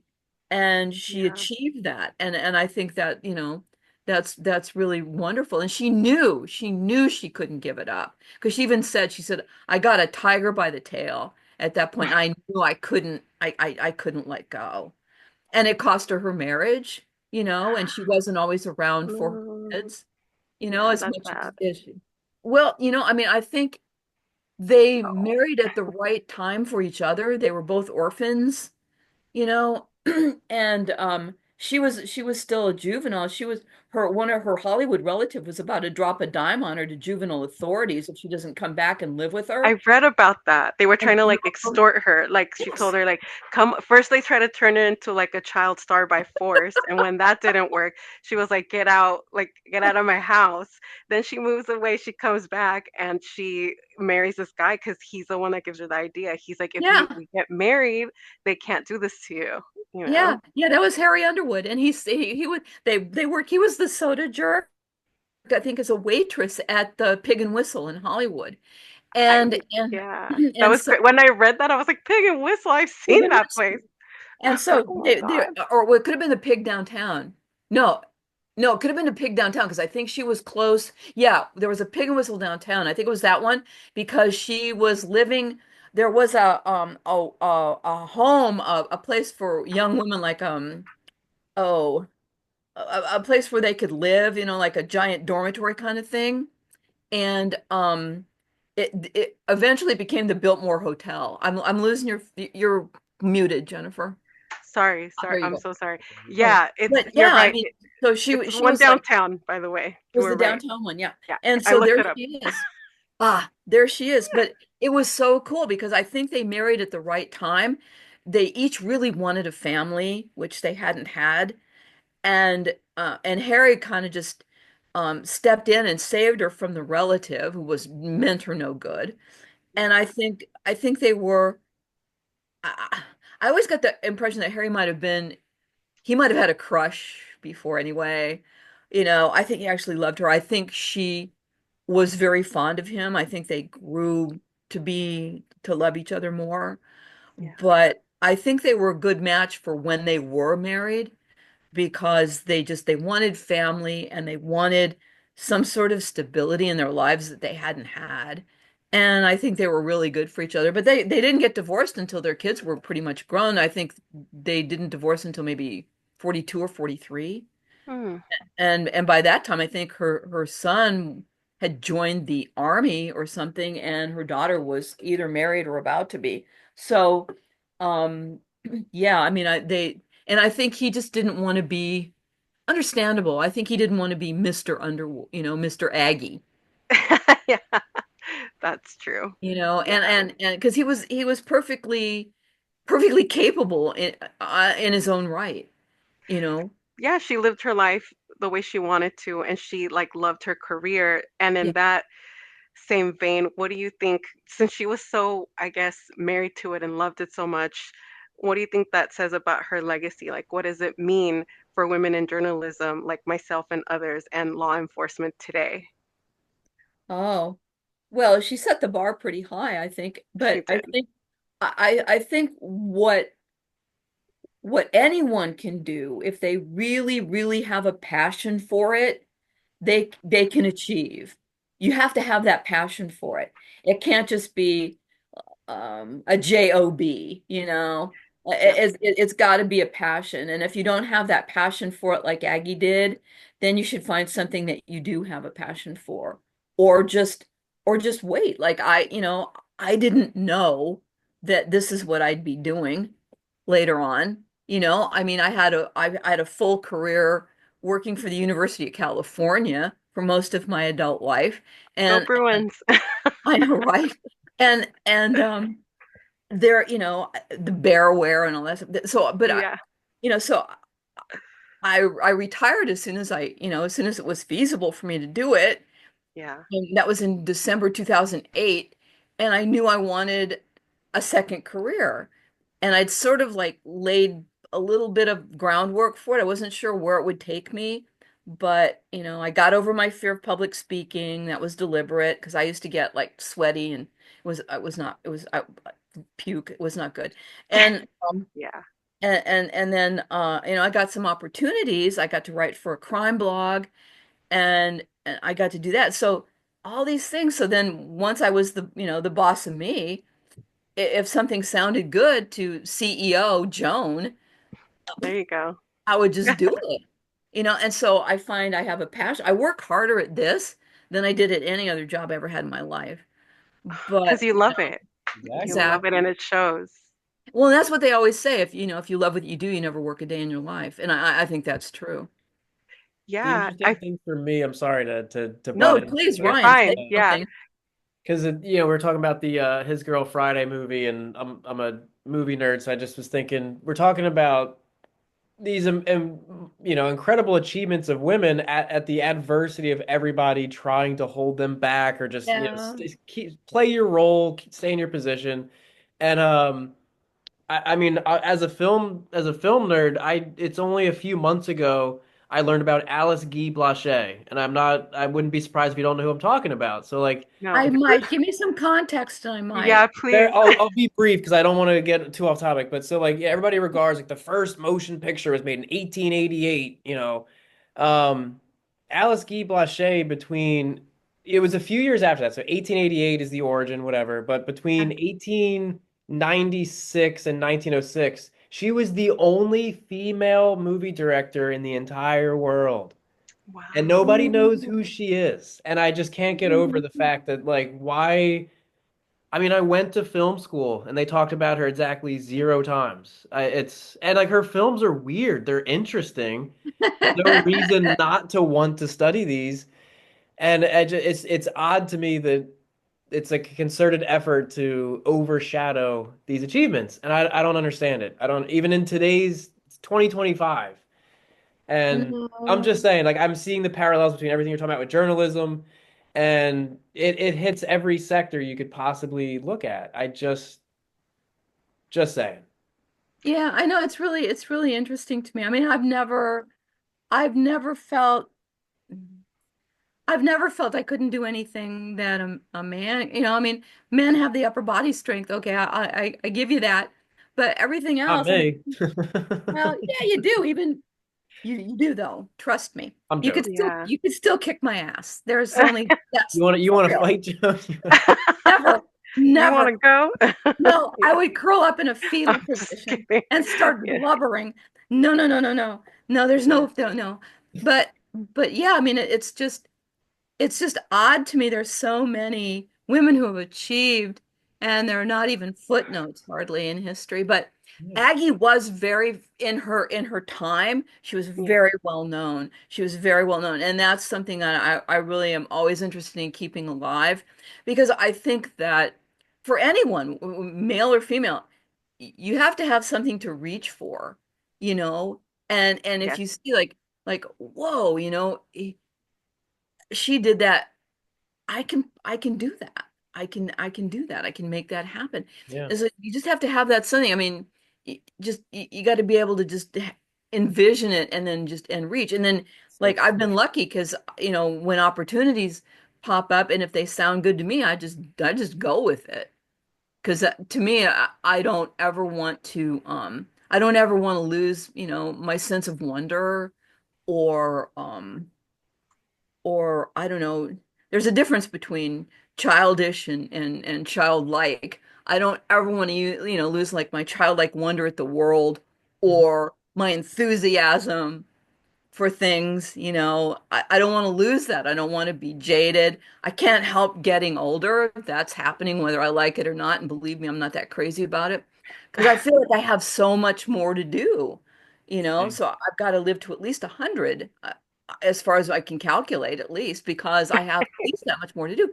So, Yeah. but I What a think, great feeling though, right? yeah, yeah, I think, yeah, and I'm so fortunate that I get to do something I really love. And I waited a long time to do it, but sometimes you just do. Life takes you sometimes where places you didn't expect to go, Yeah. and that's just the nature of it. But I don't know. To me, it's just like, well, yeah, that happened, and now I'm doing this. I feel like Everything if I there's did like a beforehand. lesson in that for people, right? It's like don't if nobody believe you have your why, you have your passion, you want to chase. If nobody believes in you, believe in yourself.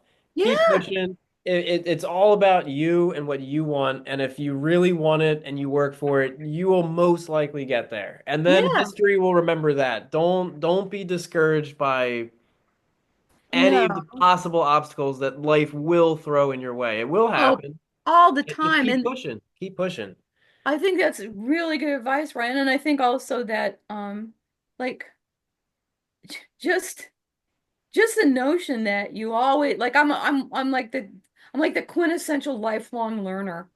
You know, I mean, I learn from people half my age. I learn from people older than me. I never want to shut myself off to the possibility of learning with some preconceived notion about what this person knows or doesn't know or has done or doesn't. I don't know their life experience. People surprise me all the time, and mostly in a good way. When I get Yeah. down to talk to somebody, it's like, whoa. Okay, that's cool. I had no idea. You know, like the French woman you just told me about. I don't think I ever heard of her before. Yeah. Yeah. And so, now I'll be looking her up. And that's but Same. that's exactly right. And Yeah. that's what's just so great is that you can't because I know some people sometimes people in my age group are a little because I'm a boomer. I have to own that and that's the way it goes. But okay, boomer. But the thing is that, some people in my age group, like they're already at that point where, oh no, that's not the way we used to do it, or I'm not doing that because, and it's like, what are you talking about? Like, Yeah. oh, I don't use a computer like this because why? Why would you not? Why would you shut yourself off? Why would you want to, I think the live benefit of being life? a grown up is that you can, for people who are lucky enough like us who have held on to their childlike wonder, you get to Yeah. add in the intellectual curiosity to that. And you're like, it's like being like an advanced kid where you're like, Yes. I preserved that through all these years, but now I have the tools to really get into it. Exactly. And to appreciate it in a way that you wouldn't have, when you were that chronological age. Now you can like, whoa, that is so cool. I never would have picked up on that before. And so yeah, the people I hang out with or I know, their ages run the gamut, and that's because they're interesting. So you're interesting. If you're interesting, you're interesting at any age. I don't care. Yeah. So that works for me. And anytime I can learn something, I'm happy to do that because it informs everything. Context and understanding a broader picture is kind of like how you make sense of the world if you can at all. Exactly. Try. So I know you said you retired from UCLA in 2008 and you became your own boss, the I CEO did. Joan, and you find yourself Yeah. in LA, of course, you're here, and you decide to have your blog and do your research and be completely entrenched in the true crime world. And I feel like LA is the perfect place for that. It's like the film noir backdrop, the whole thing. What do you feel? Why do you feel like LA though is that city where it's so full of like crime stories and at that historical crime stories? It's always been a place where people have run to. Sometimes for good reasons, sometimes they were running from something.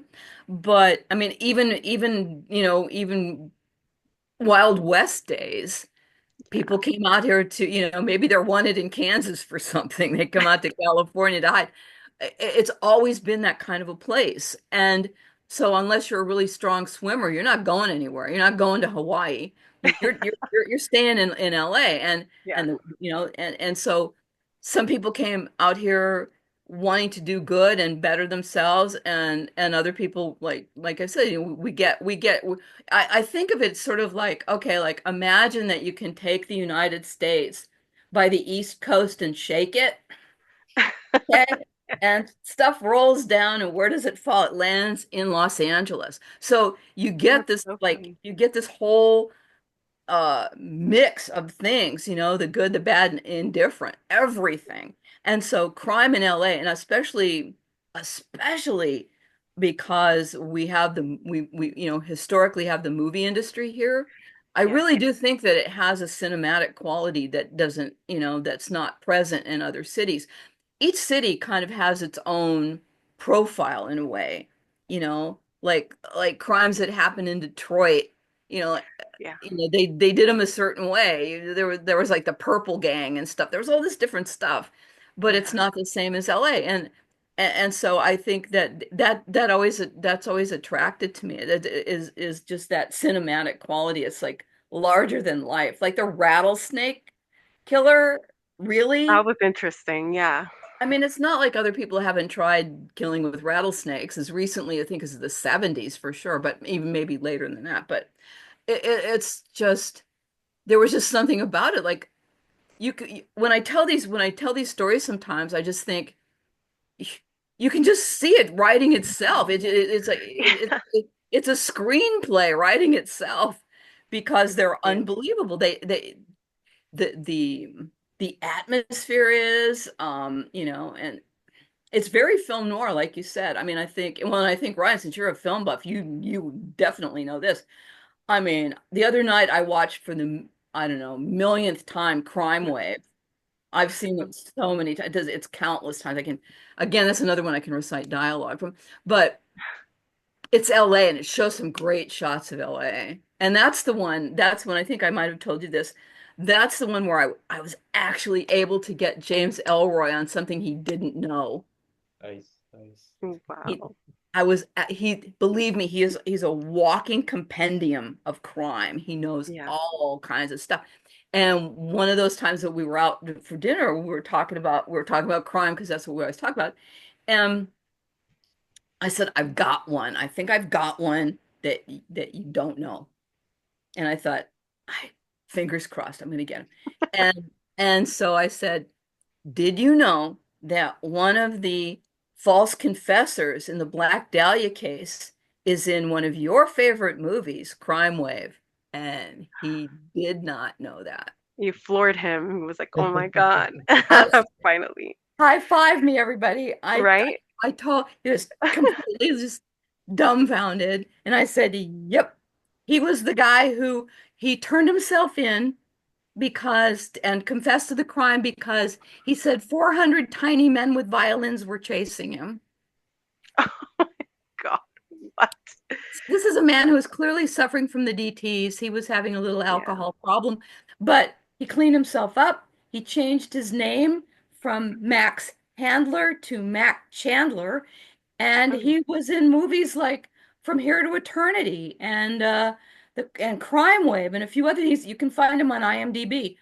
And yeah. there he is. Wow. And it's like, and that could only happen in LA. And I was gonna say, do you feel like that is a problem? Like that Hollywood has glamorized some of these crimes? Like how many movies have been made about the Black Dahlia, and Oh, how many movies have been made about like what is it, Hollywoodland, where like oh Christopher God. Reeves, like they don't know, there's like a mystery there, like did and then we also glamorize like Mickey Cohen. They made Gangland or Yeah. whatever, Gangster, Yeah, whatever it was, Gangster the movie. Squad. Yeah, Yeah. thank Actually, you, Gangster Squad.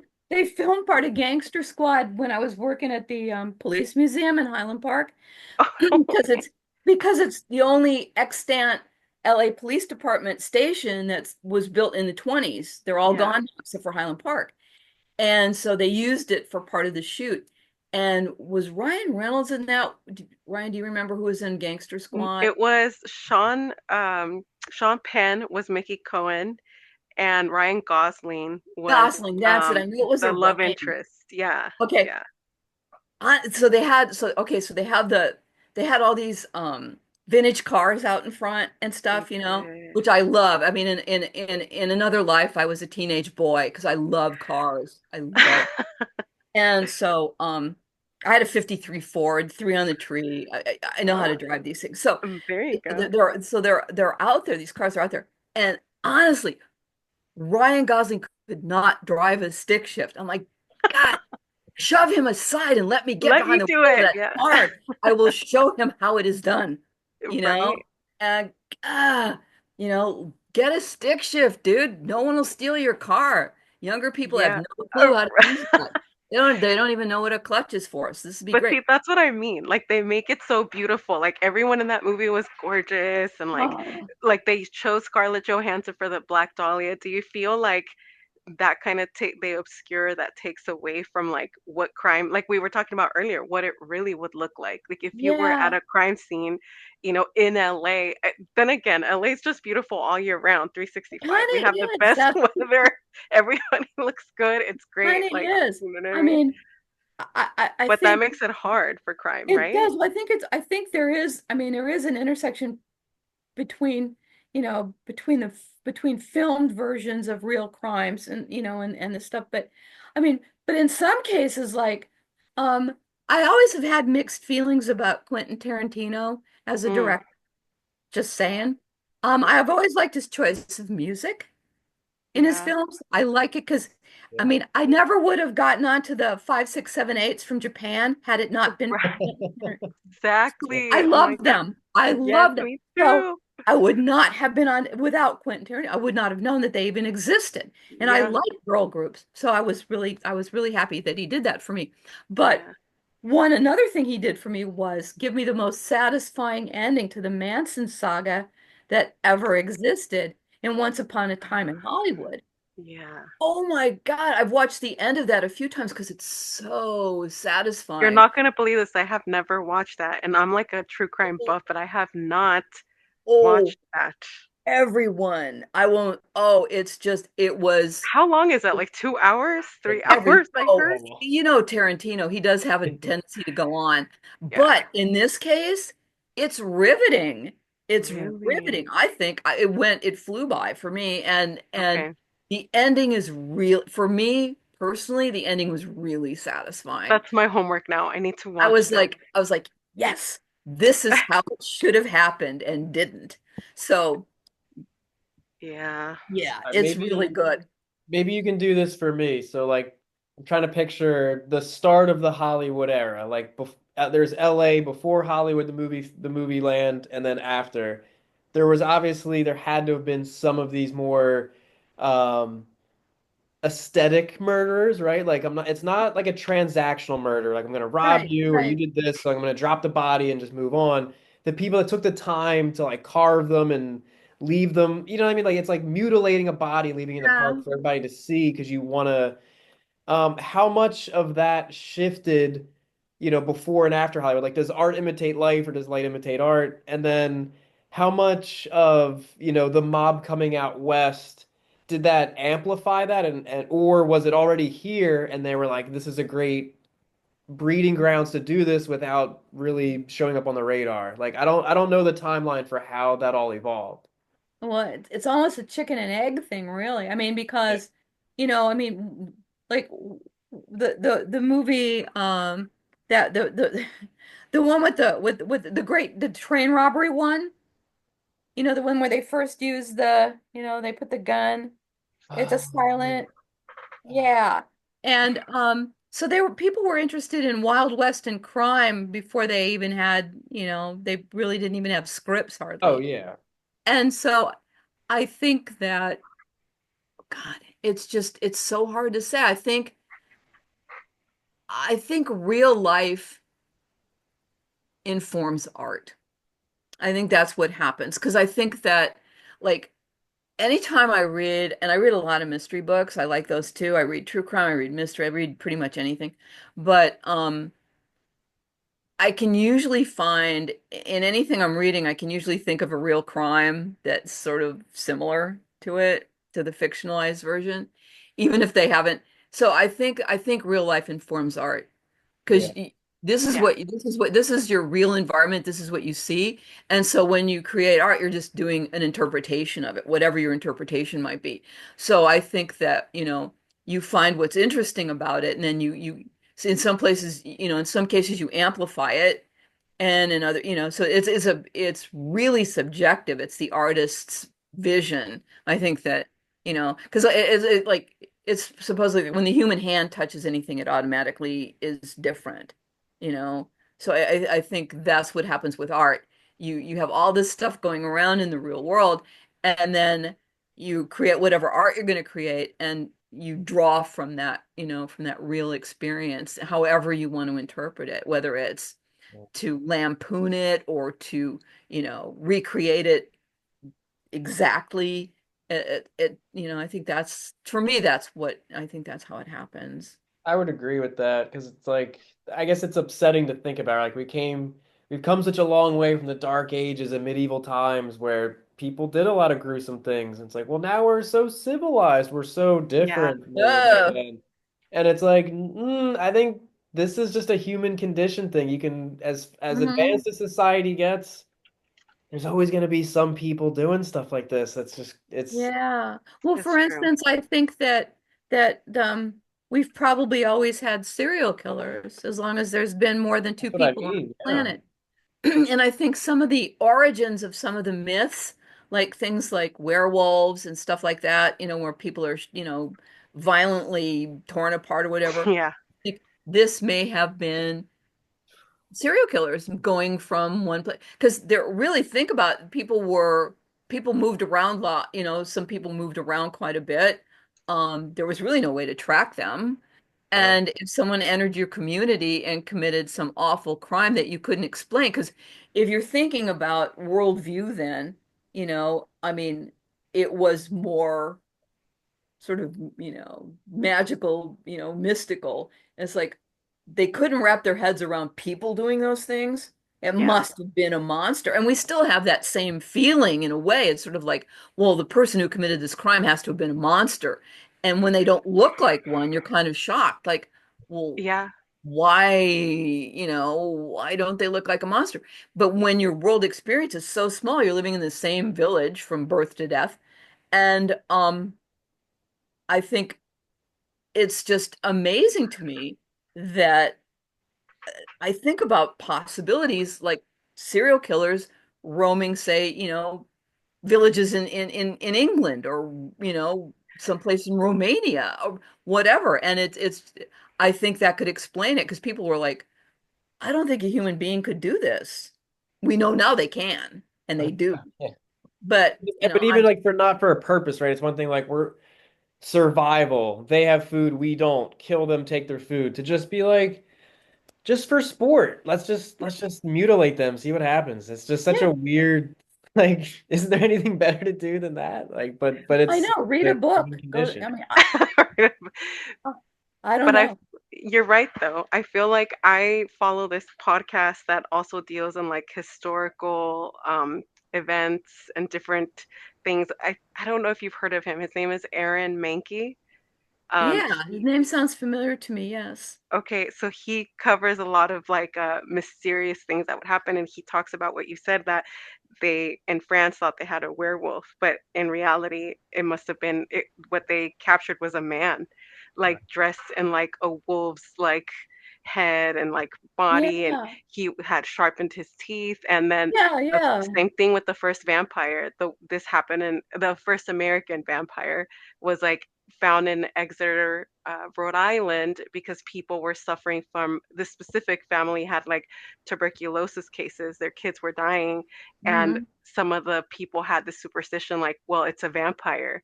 And they actually ended up opening this girl's tomb, saying like, okay, she's the one that's causing your family to have this curse. She's like sucking them dry from their blood, and like look how fresh she looks. God. But the only reason she looked that way is because they had kept her frozen, like in like an area where it was cold.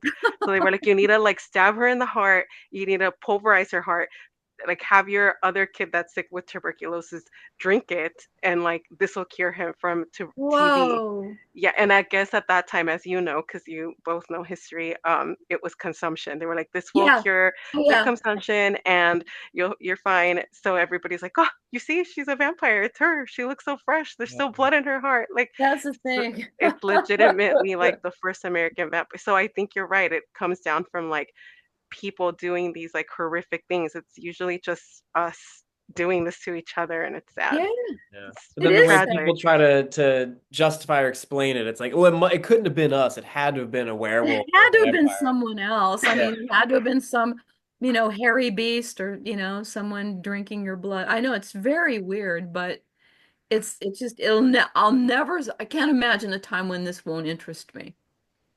right? Well, we are getting too close to the end here.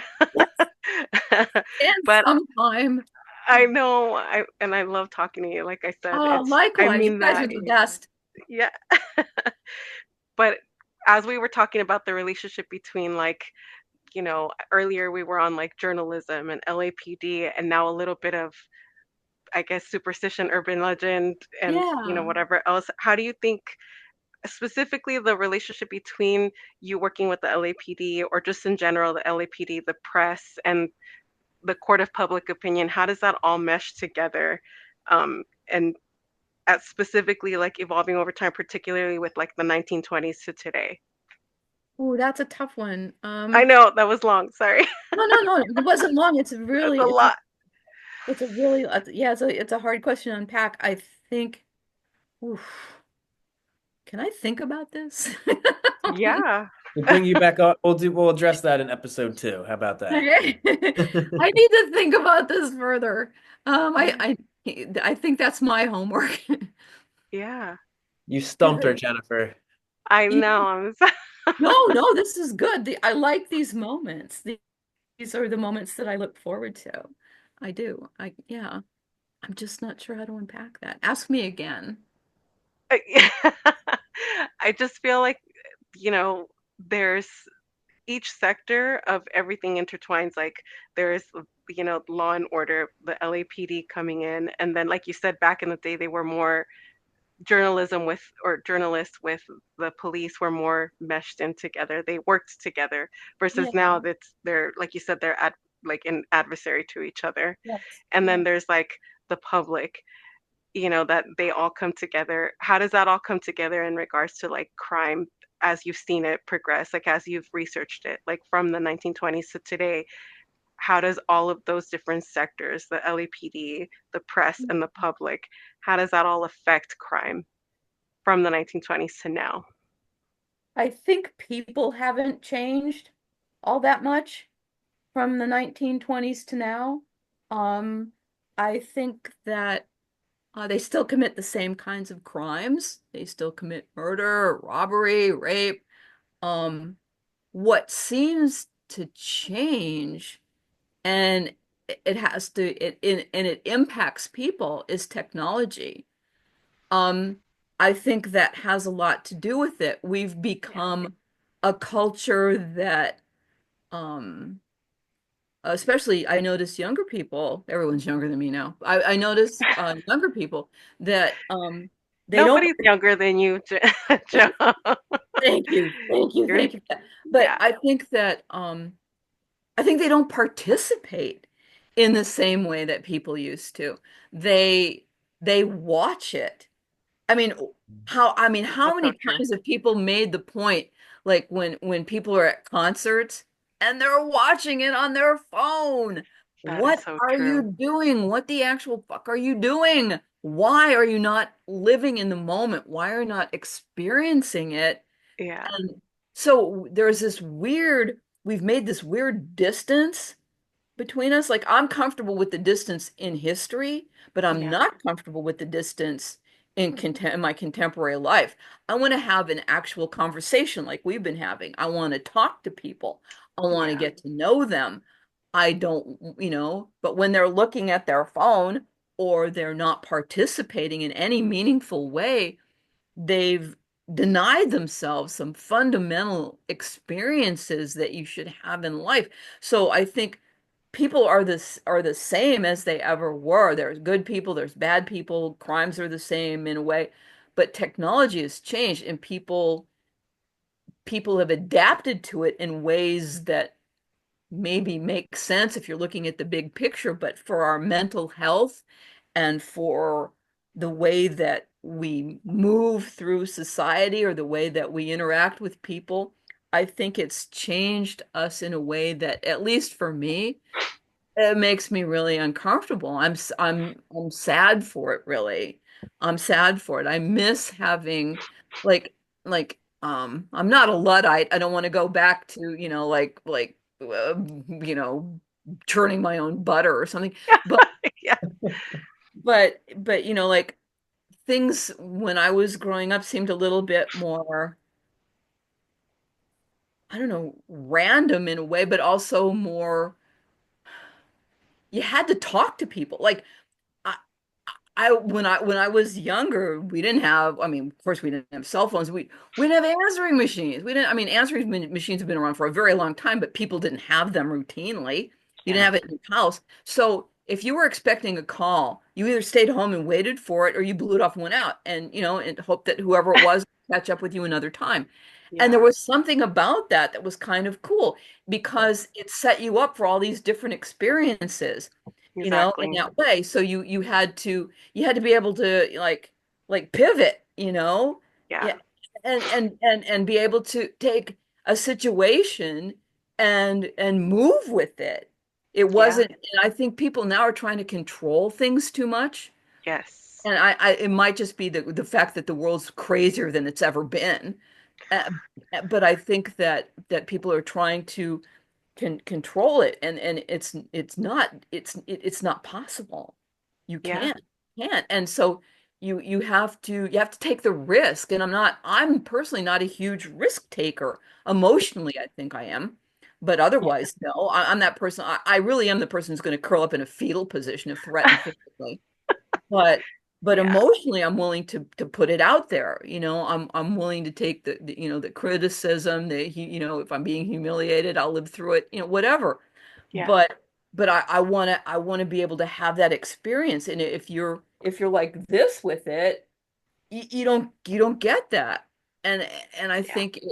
I think it hobbles people, Yes. in a way. And I'm sad for that because I really think that that's what life is meant to be. It is what it means to me to be, is to experience things, you Yeah. know. And it doesn't mean you have to be a fearless explorer. I mean, I I leave my house to do things I like to do, but I'm not I'm not exactly out there doing crazy ass things on a daily basis. Yeah. But I like that interaction. I like to talk to people, and Yes. Yeah. and I think we're missing that. So I think in answer to your question, I've gone on way too long, but No. long story short, I think people are the same, and technology has changed us in ways that we could not have anticipated, Yeah. and we're still coming to grips with. And I hope that we figure it out in a better way than we have so far. Yeah. I wish I was optimistic about that, but it's like Yeah, there's the conveniences, right? Like it's like we get look at what we're doing right now. We'd have to I know. Oh, this we is would have had to take an wonderful. adventure to all drive and meet up and do this. So there are, but then there's some things that swiping should not replace the real adventure. Like that's But we're right. still having a conversation. This is using technology for the best possible thing. We're not using it to separate ourselves. We're using it to bring ourselves together. Like Yeah. Ryan, you live far enough away that we'd have to start driving now, and we wouldn't Yeah. meet. Yeah. So, Yeah. I mean, it makes these kinds of conversations possible, and I love that. I love that about technology, that's what happens. Yes. But we're exchanging ideas. Yes. We're talking about feelings. We're talking about crime. We're talking about all kinds of history. But we're having a conversation. We're not Yes. looking at it and not participating. That's the difference. We're not we're, So we're not just observers. We're participating. We put ourselves into it deliberately by doing this, and I think we reap a benefit Yeah. doing it. My I I I couldn't have opinion. said that better myself. I think you could have, but I would no, have that taken was twice as long perfect. to get to the point though. Yeah. I All can right. take Well, it forever. I I love it. no matter what, I could get you beat there. I just I I ramble don't way think. too much. I know it. But all right. Well, we do have to wrap it up. But this has been such an enjoyable call, Joan. I mean, I think but we just enjoy you so much. So I Oh, hope we can likewise. do The this feeling is again. absolutely mutual. I Yeah. feel I feel safe in this place, Yes. and I think we have like minds, but we're each of us different enough that I learned stuff from you guys, which I think is really great. That's my favorite thing. I mean, I always like disagreements can be productive. Not that that's what we're doing, but in general, No. you Yeah. don't gain anything from just validation from hearing the same thing over and over. But No, I want to hear uh, how people feel about things and think about things, you Yeah. know?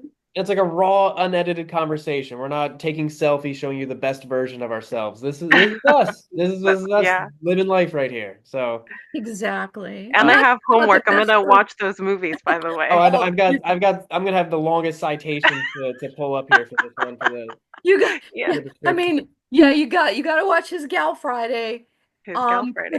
the Yeah. Aggie connection, and you've got to see Once Upon a Time in Hollywood because the gut feeling at the end is so cathartic. I love it. For Oh me, my this God. is just me. I'm interested in hearing what you if you have the same reaction, I'm but gonna tell you in episode 2 what I thought about that. okay. There you go.